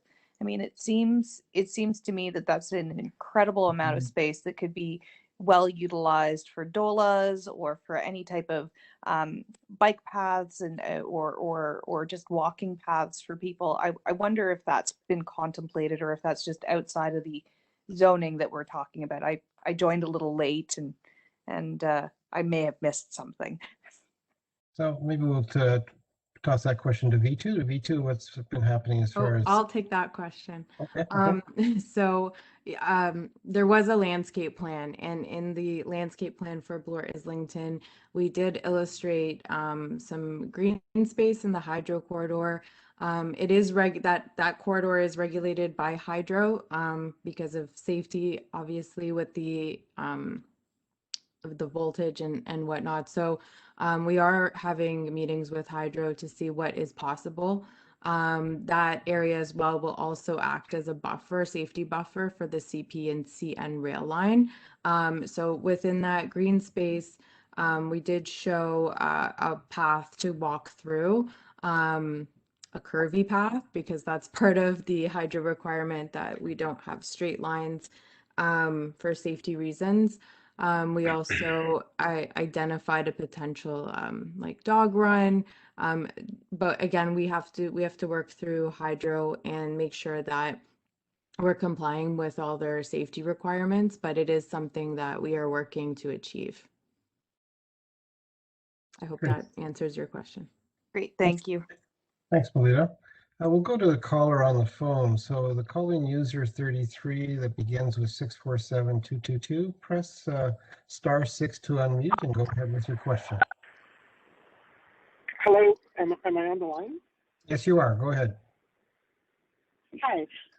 So I live in the Maybell area, and I had a question about the Bloor Islington area. You know, it's really nice that all of these new developments are happening at the Islington Station site. But I was just wondering, like, I guess I have two questions. The first is, you know, there's already a pretty big community in the Maybell area, and I haven't really heard anything about, you know, how you're going to integrate this area, which is, you know, already full of, you know, apartment buildings, with all of these, you know, bright, shiny new things like the Civic Center and the Islington Station development. Are we all still going to kind of squeeze onto that one sidewalk along Islington? Let me know, and as our, do you want as another our round only of way it? to get? Sorry? Go ahead.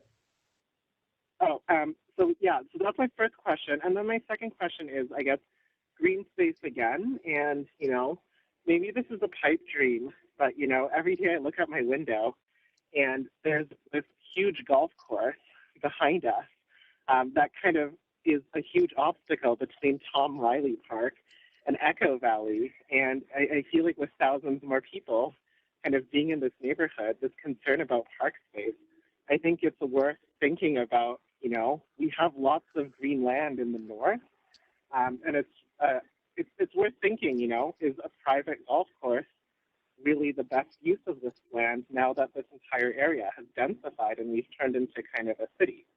So those are my two questions / comments. Thank you. Great, thanks for those questions. And I'll throw it to the team. Who's best to answer that question? Jim, I think it might go to Allison. Okay. To start anyway. Allison, can you tackle Sorry, I that? just was unmuting. So with respect to working towards improving the connections from the Maybell community, obviously we're working very hard through implementation of the Etobicoke Center Streetscape Plan and Public Space Plan, and that involves a number of improvements to the local sidewalks, streetscaping, et cetera, with tree planting and other amenities. So that could include improving the connections along Dundas and through the apartment neighborhood, Resurrection, et cetera, to get down to the new Etobicoke Civic Center area. But I believe the caller was also speaking about the pinch point under Islington, under the bridge, where yes, in fact, the new connection that has recently been opened at Cordova and Islington has greatly improved accessibility towards the station, but there is a slightly narrow sidewalk under the underpass. So that is something that we're aware of. And as we're looking at redeveloping the Islington bus terminal site, we've been very focused on ensuring as wide of a sidewalk as possible as one is leading to the station and to Bloor Street as well. So that is something that we've been working with TTC and on the Bloor Islington site as well to improve the streetscape and tree planting to make that a much better connection for all the people coming from the Maybell community. Okay, great. Thanks, Allison. We'll turn it over to Liz for more Q&A questions. Okay, great. Thanks, Jim. I think this is a question, Gabriella, for you or for Melita. From Samantha. I have concerns about the construction noise that will stem from the development of the new blocks near where I live. What will be done to minimize noise pollution, especially during the night, which has previously made it impossible to sleep? Oh, I'm going to suggest this, our colleagues in planning take this, because there's a whole process that revolving around construction, and then I can add if required. So Annalie or Jennifer? Right, I'll take it.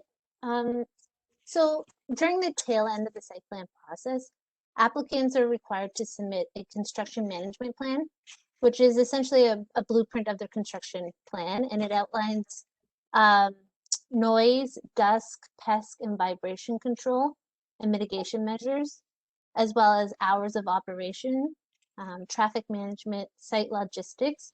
So that will have to be, that plan is approved by the city, and it will outline all of their noise and dust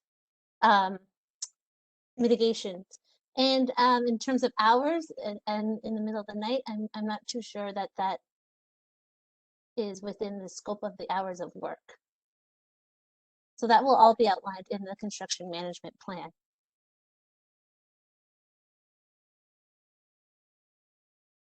Okay, great. Thanks, Jennifer. And sorry, will that construction management plan be available for people to see? Yes, it will be, once it's submitted, you can have access to it. And typically once it's submitted through planning, it's uploaded onto the AIC, which is the Application Information Center website, but that's not until the tail end of the site plan application process. Okay, great. Thanks for that clarification. Okay, a question from Amir, and I think this is going to go to Paul or Annalie. Back to that affordable housing question. Which website do we need to check for updates on public communication or central access on affordable housing?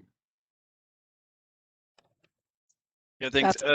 I can take that. Yeah, that website for that for the centralized access system doesn't exist yet. We first need to go to council to get approval to build that system. But there is currently a website that I don't know if we can make that available, that advertises, or that lists all new affordable housing developments that people can access when there are opportunities that exist. I can share that with somebody. If we can make that available to people. Okay, great. May I suggest, Liz, that we include that in the meeting summary? Yeah, absolutely. And I was going to say it's a great suggestion too, right? From Amir. So thanks for that.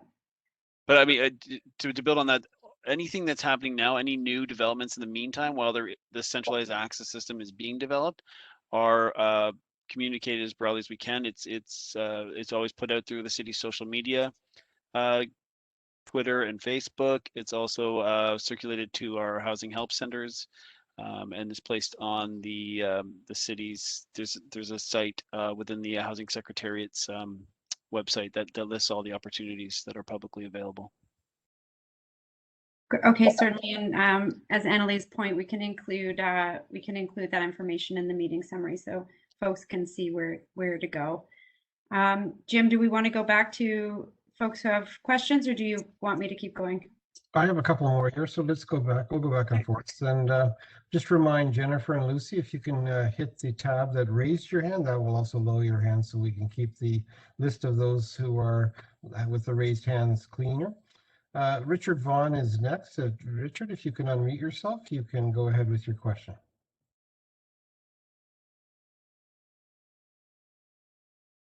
Hi there. Thanks for all your work with this. I just want a quick comment and then a question. I'm really glad that the city is taking advantage of these sites to build a good amount of density by the subway stations.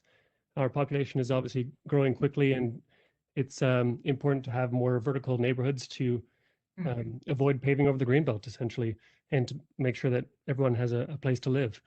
My question is the Islington site. I didn't hear this during the presentation, but I assume that it's city land. And if it is city land, why is not more of it designated for affordable housing?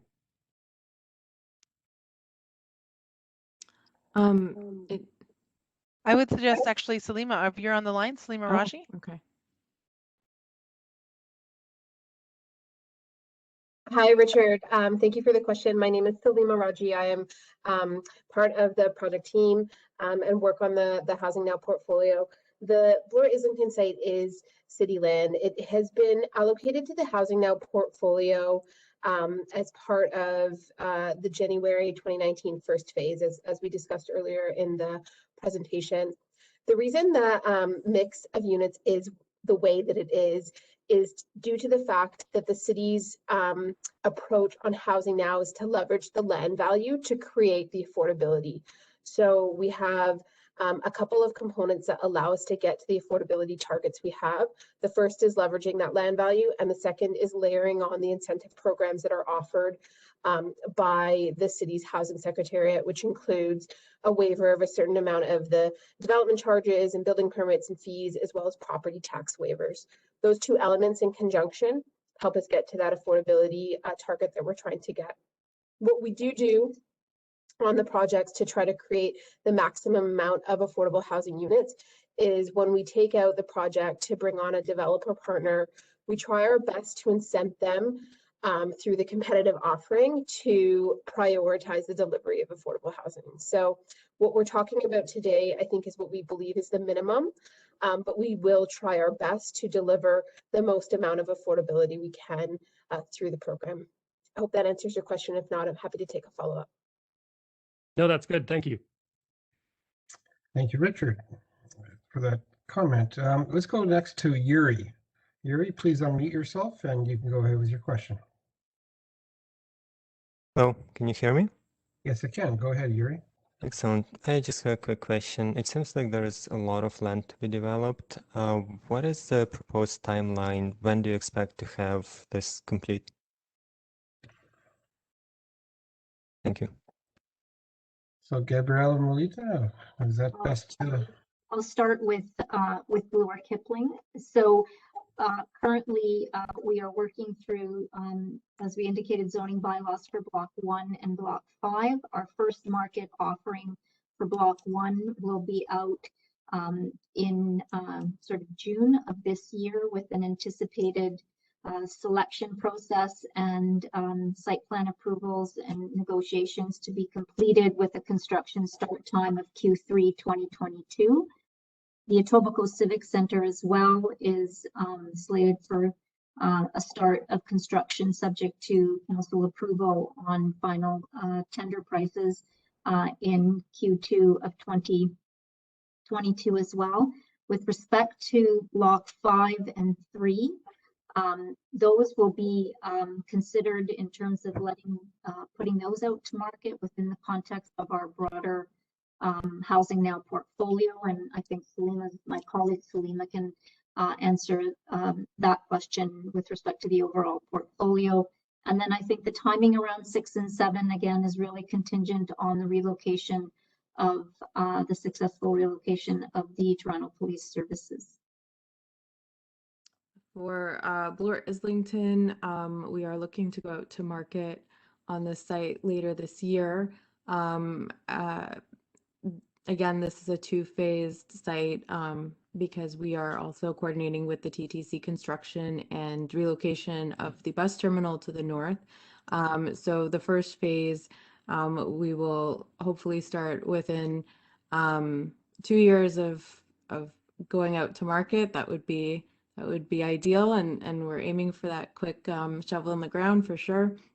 The second phase, we will have to wait until the new bus terminal is open and functioning in 2025. So the earliest we could probably start construction there on the second phase which is at the corner of Bloor and Islington, would be in 2026. So, you know, anticipating a very aggressive build out, so it could be 18 to 2 years after that.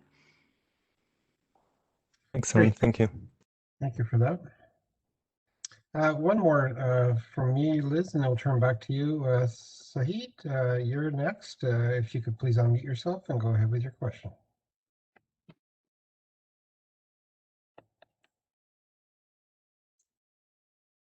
Okay, go ahead, Sahid. I see you're unmuted, but oh, dropped off. Okay, we'll turn it back over to Liz at this point. Maybe Sahid. Sorry, can you hear me now? Oh yeah, now I can hear you. Go ahead. Sorry about that. Yeah, thanks. So I used to work and commute through that area into Mississauga before COVID, and I'd like to echo the earlier questions that you know, this is such an excellent location for intensification and the transit-oriented nature of it. Given we have such a bad housing crisis, why is the project not bigger than this? It seems 30 stories, 40 stories is quite low, given we have precedent of 80 stories, 90 stories, you know, at other transit hubs closer to the downtown core. So what's stopping, you know, a much larger scale intensification than what we're currently seeing? So, go ahead. I can start. I think there are a number of principles at Bloor Kipling with respect to the built form, and that is the Etobicoke Civic Center anchors that new community, and so shadowing and microclimatic comfort with respect to the civic square and the park were large drivers in terms of informing the heights of those buildings, particularly around Block 1 and around Block 5.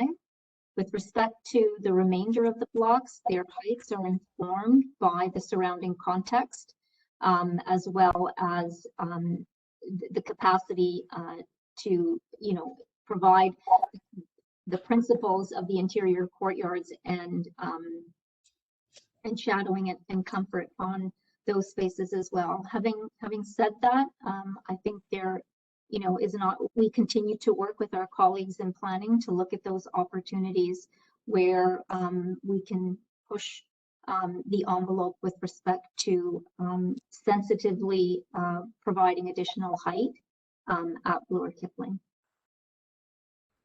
With Bloor Islington, as pointed out before, our minimum unit requirement that we're targeting is the 1,250 units. So that's the minimum we need to meet. With the design that we're looking today and the concept that we reviewed, there are some requirements that we need to fit into, and so one is being transitioned. But again, this is the goal is to have the highest buildings at the Bloor Islington site possible. So we will continue to work with our architects and with our colleagues here to see what's possible for this site as we continue to refine these plans further and see what else we can do. Thank you both for that. And just a time check, it's at roughly 8:25 and this meeting will run till 9 o'clock. I just don't see any other hands up at this point, and I know Liz will have some questions. Just a reminder, if you want to ask a question or provide feedback, click on the raise hand function, and you can find that at the bottom of your screen under participants generally or under the 3 dots. So turn it back over to Liz for more questions from the Q&A. Okay, great. Thanks, Jim. So this question will be for you, Mark. It's from Fabio. What about all of the parking space currently around Islington Station for those commuting? Will there be as much parking included in the new development in the area? Thank you. So the short answer is there will be the commuter parking that exists today will be removed and replaced with parking for the development. There are options being looked at where there might be some sharing on site of some of the parking that's in the new project for, you know, people coming onto the commuter parking. That's still something that's being explored, but the majority of, if not all, the parking will be focused on supporting the development. and with commuter parking being displaced either to some of the new commuter parking that was built recently under the Hydro Corridor or to the other lots.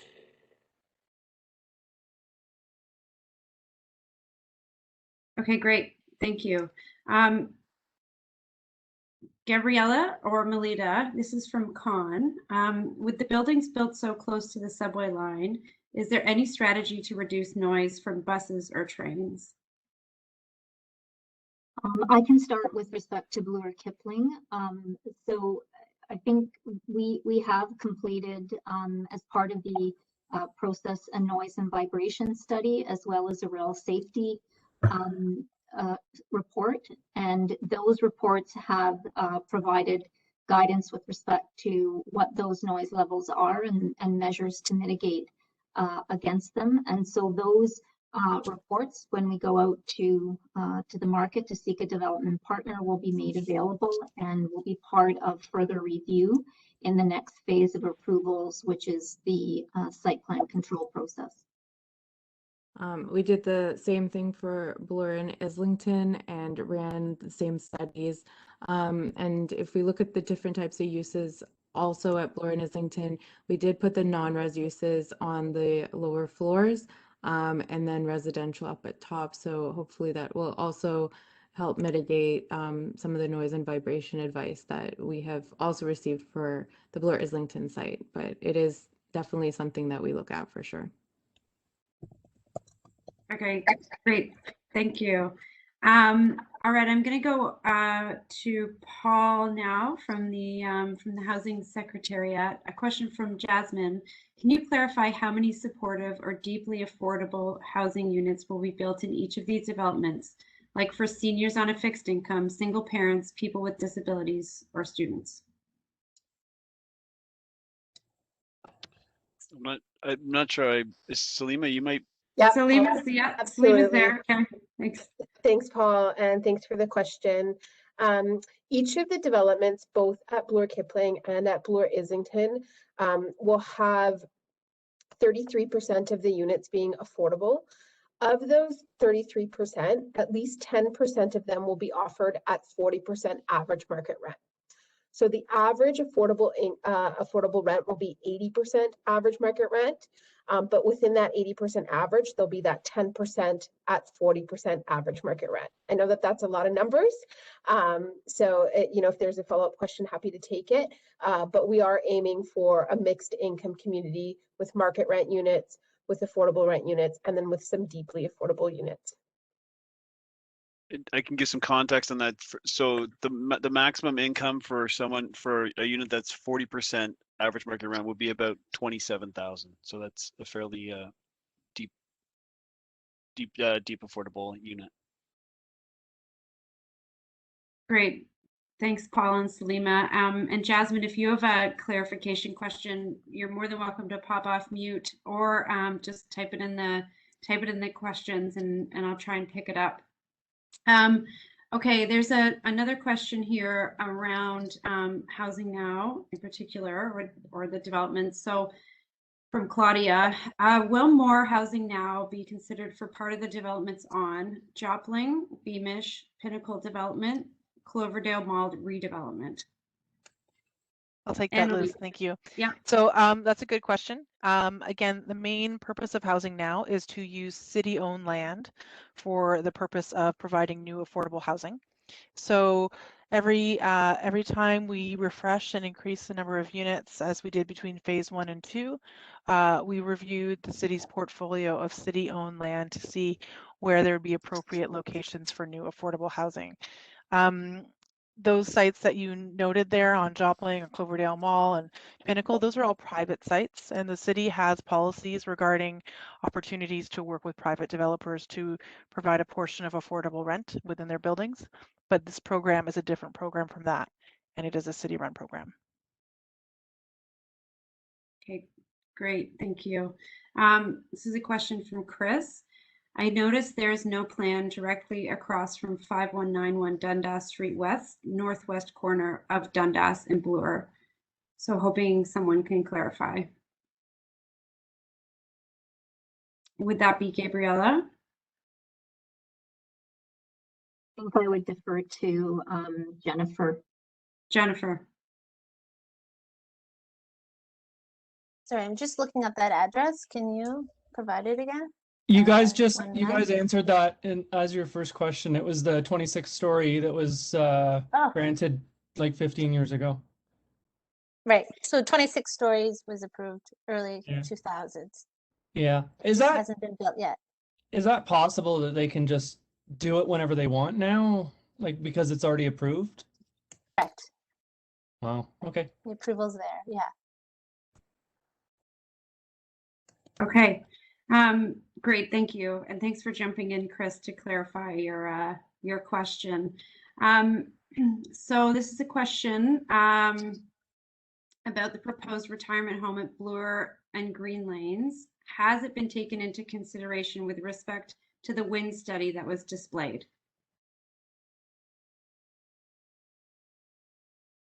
So I think that would be I know for Rita. for Yep. the wind study that was displayed, it was because we have control over the designs of the buildings that we're putting on our development blocks. The wind studies were to inform us on how to place those particular buildings that we have control over.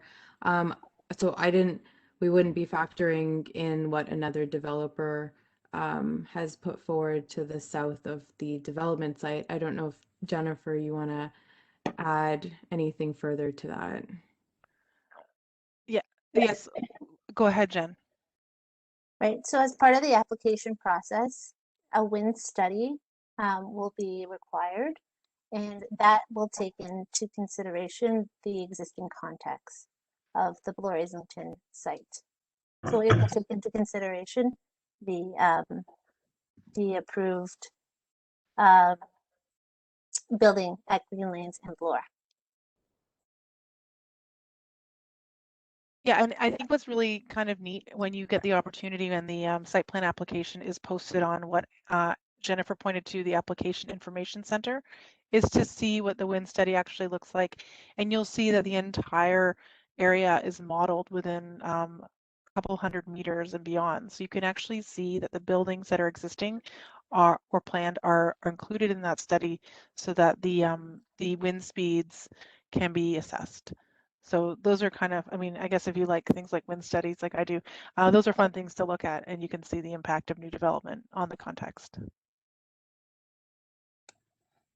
Great, thank you. Okay, this is a question from Kazra. Why is the major park in the Kipling area not directly to the south of the Civic Center, Block 1, and is instead to the west, Block 2? I can start. I can start. That's a very good question, and I can say that there were some significant discussions with our colleagues in planning and our colleagues in Parks, Rec, and Forestry regarding the location of a park. And as I had indicated earlier, a lot of placement and location and massing of the buildings and location of the park were governed. We're guided by sun and wind and shadow, and the location of the ECC as well, and the Civic Square. And I think our collective conclusion following consideration of all of those kind of guiding factors was that the park kitty corner to the Civic Square was the location that would be optimal for the park. And I think the other factor as well is we wanted to create a kind of street wall along Dundas to activate that pedestrian realm, and that the start at that gateway of the community from Block 1 and then moving up sort of north around the Dundas Loop up to Bloor, that there would have been a larger gap had we put it in Block 1. And so the decision, I think, again, collectively factoring in all of those principles led us to land on a final location on Block 2. Great, thanks for that clarification, Gabriella. I see, Jasmine, you've got your hand up, so I'm wondering if you wanted to weigh in. I know I'd read one of your questions before, so Jasmine, do you want to go off mute and ask your question? Okay. Sure. Okay, thanks. Still trying to, I guess I'm very interested in housing, affordable housing. And when I look at the 40%, which is 27,000, you know, I'm thinking about seniors who are on a pension, on a fixed pension, probably getting about 1,500 a month. Multiply that by 12, 18,000. So I wonder, are there any opportunities with these developments to, number one, perhaps work with some supportive housing providers who may have some subsidies that they can share so that these affordable housing accommodations can be rented? That's my first idea. Or is there some flexibility? And then the second thing is co-op housing has been something that was very, very successful. And I just wondered if something should come down within the timeframes of these developments during the processes. And if co-op housing was to get some funding, would there be a possibility of incorporating co-op housing into any of these developments? Thanks, Jasmine. I see Salima. Yeah, all right. Salima, over to you. Thank you. And Jasmine, thank you for the thoughtful question and the consideration you've put out for our population. The Housing Now program itself is not designed around supportive housing, but we do encourage the development community that will come forward to bid on the project and potentially partner with us to think about partnerships and think about bringing forward nonprofit partnerships that do offer supports to do exactly what you've said. So while it's not a requirement, it is something that we're going to try to encourage through our competitive process. And then on the second question around the co-ops, I personally have been spending a lot of time with the Co-op Federation trying to understand their business model and how we might be able to make it work with Housing Now. So they're doing some thinking and we're doing some thinking. And so we do hope that over the course of the portfolio that we see a partnership come forward. We're not sure exactly what that's going to look like and what project it's going to be, but it is something that's been in our mind and something I know that the Co-op Federation has been thinking about as well.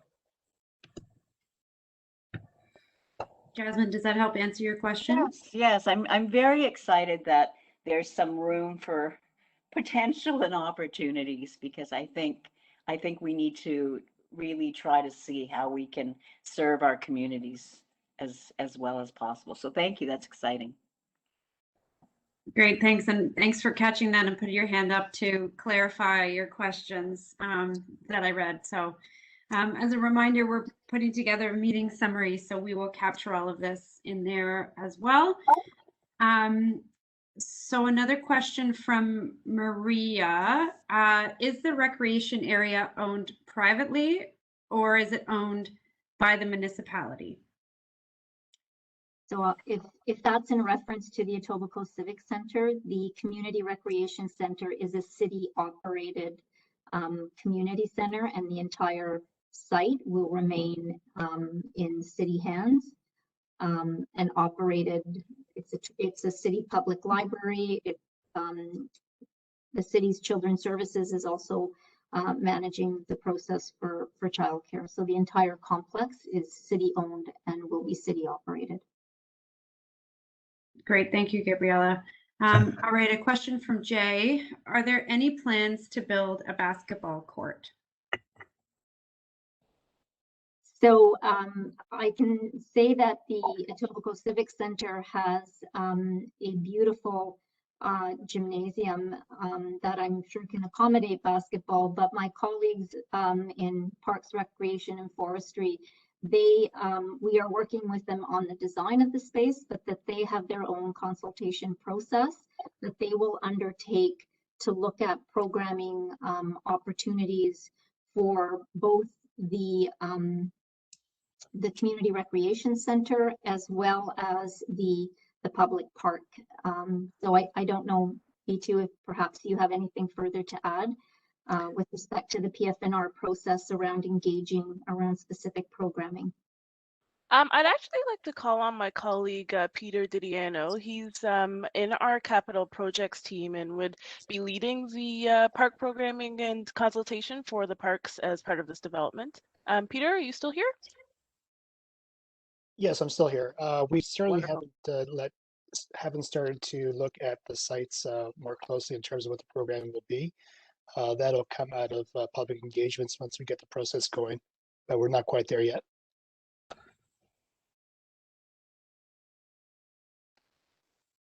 Okay, great. Thanks, Peter and V2. That was helpful. I'm going to keep going here with some questions. So this goes back to a question about housing now from Claudia. So I'm going to guess it's Paul, but I could be wrong and it could be someone else. Just jump in, team. How is housing now different from the 3 high-rise buildings currently on Dundas and Maple that are run by Toronto Community Housing? I'll take that, Liz. Okay. Yeah, the reason I'm going to take it is just because I point to the slide that was on the presentation. And I know Paul and Salim also have the exact same answer to this question, but there is a spectrum of housing affordability in the city of Toronto, and it is also delivered by both the municipality through the service provider, being in this case Toronto Community Housing that you're referring to, and also other nonprofit operators, and then other developers who have contracts with the city to provide housing at reduced rents. Housing Now is looking at nonprofits and or developers with a contract with the city to meet the requirements to provide housing at reduced rents. So we are not looking at these being owned and operated by Toronto Community Housing. Okay, thanks very much, Annalie. Annalie, James asked, what did you mean when you said the Islington subway area will have the tallest buildings in the area? Are there plans in place for buildings above Islington Station, and how many buildings are being planned and how tall will they be? Now, I know you touched on this in your presentation, but the question's still there, so perhaps you can elaborate. Oh, sure. And maybe as the presentation kind of proceeded, it was made more clear, but Islington Bus Station is being reconstructed further north towards the rail tracks to facilitate the creation of an accessible station building. And what will that will do is open up developable land towards Bloor Street, and those are the 4 towers that Melita has shown us this evening. I think the question about tallest buildings being located there is really pointing directly to the enforced planning framework in the area, and that heights are anticipated to increase from further west towards the intersection of Islington and Bloor, where the greatest heights and densities are to be expected. Okay, fantastic. Thanks for that clarification. Jim, do you see any hands up?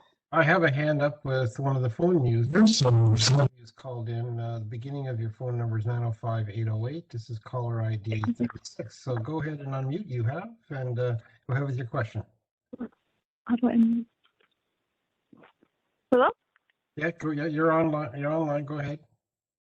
Thank you. I just wanted to know if you guys have an idea similar to the path system underground to connect the residential towers to the subway station.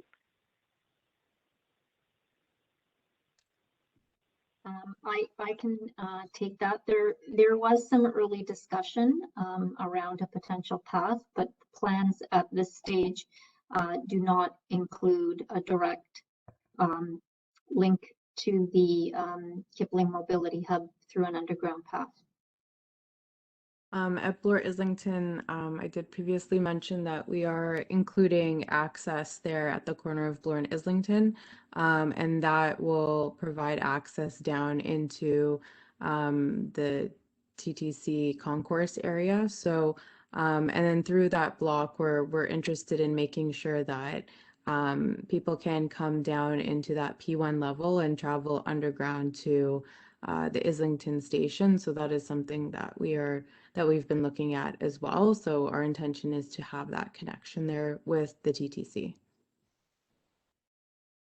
Great, thank you. That's all for hands up at this point. We're about quarter to when the meeting is supposed to adjourn. Do you have any more questions, Liz?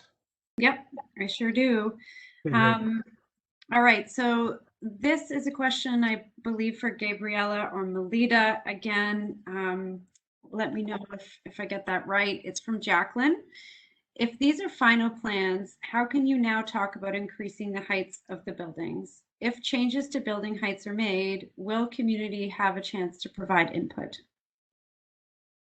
I'd actually like to take that one, Liz, if you don't mind, great. just representing city planning. And I think the point is that what the block context plans are the overall massing approach, including all the plans for the public spaces and how buildings will be oriented to deal with sun and wind impacts throughout the center. There is a very clear process set out for reviewing the very final plans, which will be based on the principles that Gabriella and Melita have shared here tonight. If there's any variation in the height, the public still has an opportunity to review those plans and depute at or watch a statutory public meeting. And that will be the Planning and Housing Committee meeting. And information on that meeting will be available through the project website. And so I think it's very important to understand that a block context plan, particularly for a project like Bloor Kipling, represents a multi-phase or multi-block development, and that we will continue to assess the project as the blocks are brought online over time.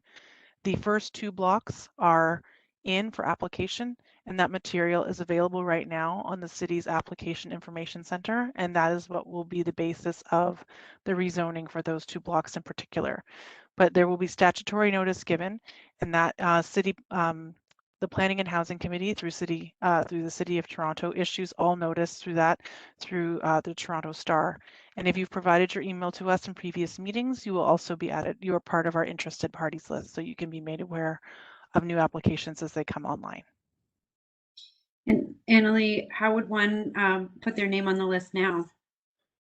That's a great question. If you haven't put your name on the list already, you can provide your information this evening through the email address at Jennifer Renault's email address, which I guess we can include in the meeting summary. And also we will be monitoring the housingnow@toronto.ca email address for any additional names.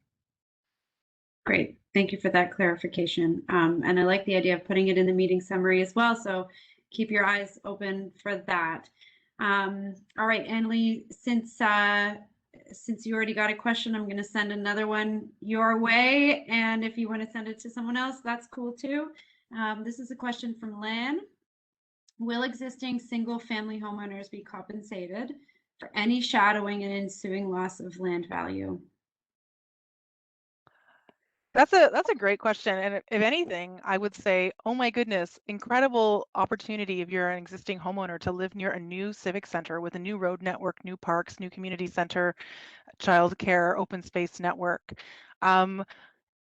Decline in property values is something that we have not seen near new developments in the way that you might be nervous about. I would see this as an opportunity that you're seeing hundreds of millions of dollars of investment when you take in the investment of the new infrastructure, transit, road, community facilities.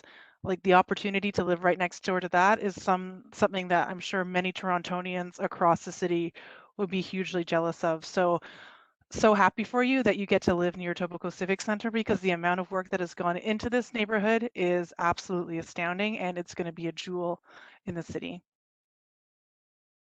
Great, thanks, Annalie. And I know we did have some other questions about property values and insight. So I think you answered those questions as well. So that's great, because I had a list for you here. So thank you. This is a question from Sandeep, and I am not 100% sure who should answer this, but I think it might be Gabriella or Melita. And again, if I don't get it right, just let me know. So from Sandeep, would there be any considerations to include co-working spaces in the projects with the current change in the working landscape? A very interesting question. So I think from at Bloor Kipling, as we've indicated, the plan does provide for a 75-25 split in residential and non-residential uses. We are looking to activate the street frontages with retail, but there is opportunity for commercial space, and how that is configured to respond in a post-COVID world. I think that is, something that we would look to our development partners as they, submit their offerings and understand what the market can bear with respect to those new and different types of spaces. For Bloor Islington, we are looking at those activated retail and hospitality spaces on the ground level, but on the levels above that, we are providing non-res space for various office uses. So again, similar to what Gabriella has said, we will look to our developer partner to help guide that lease out of that component.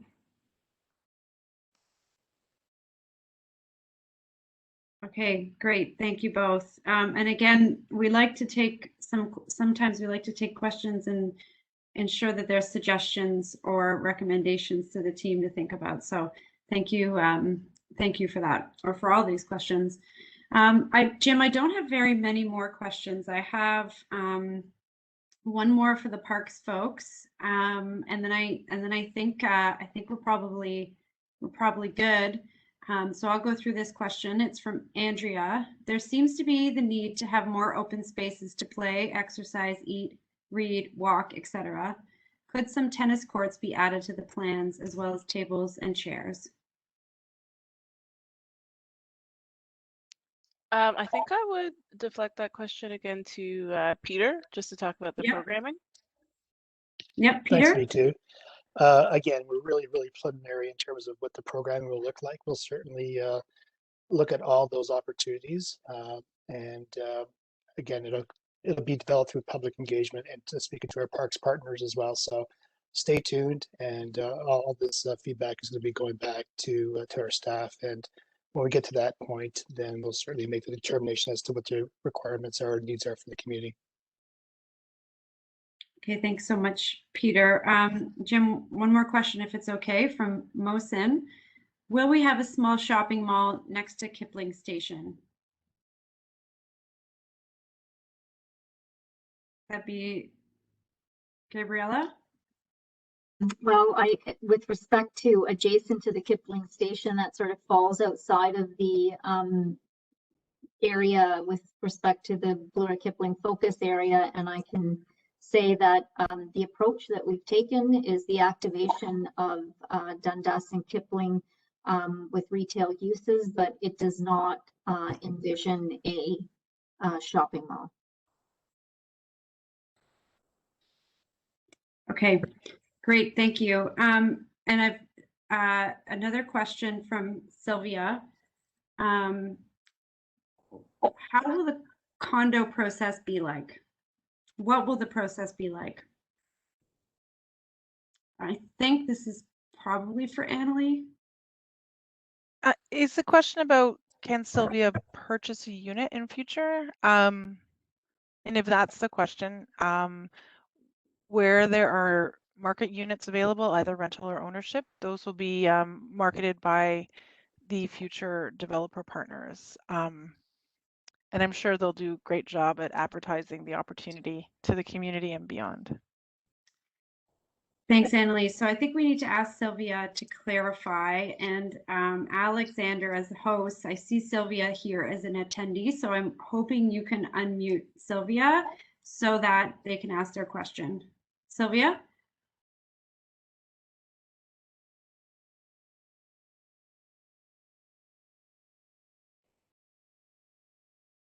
Sylvia, are you there? Okay.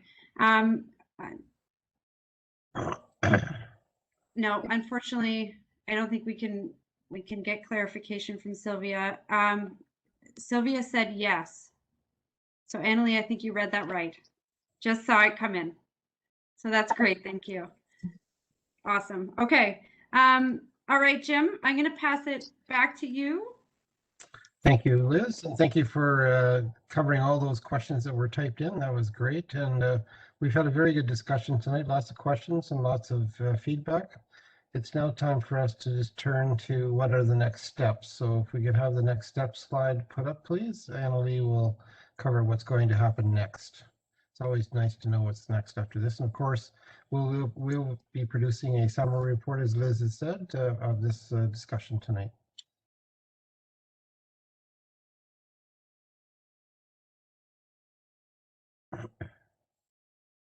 Okay, next steps.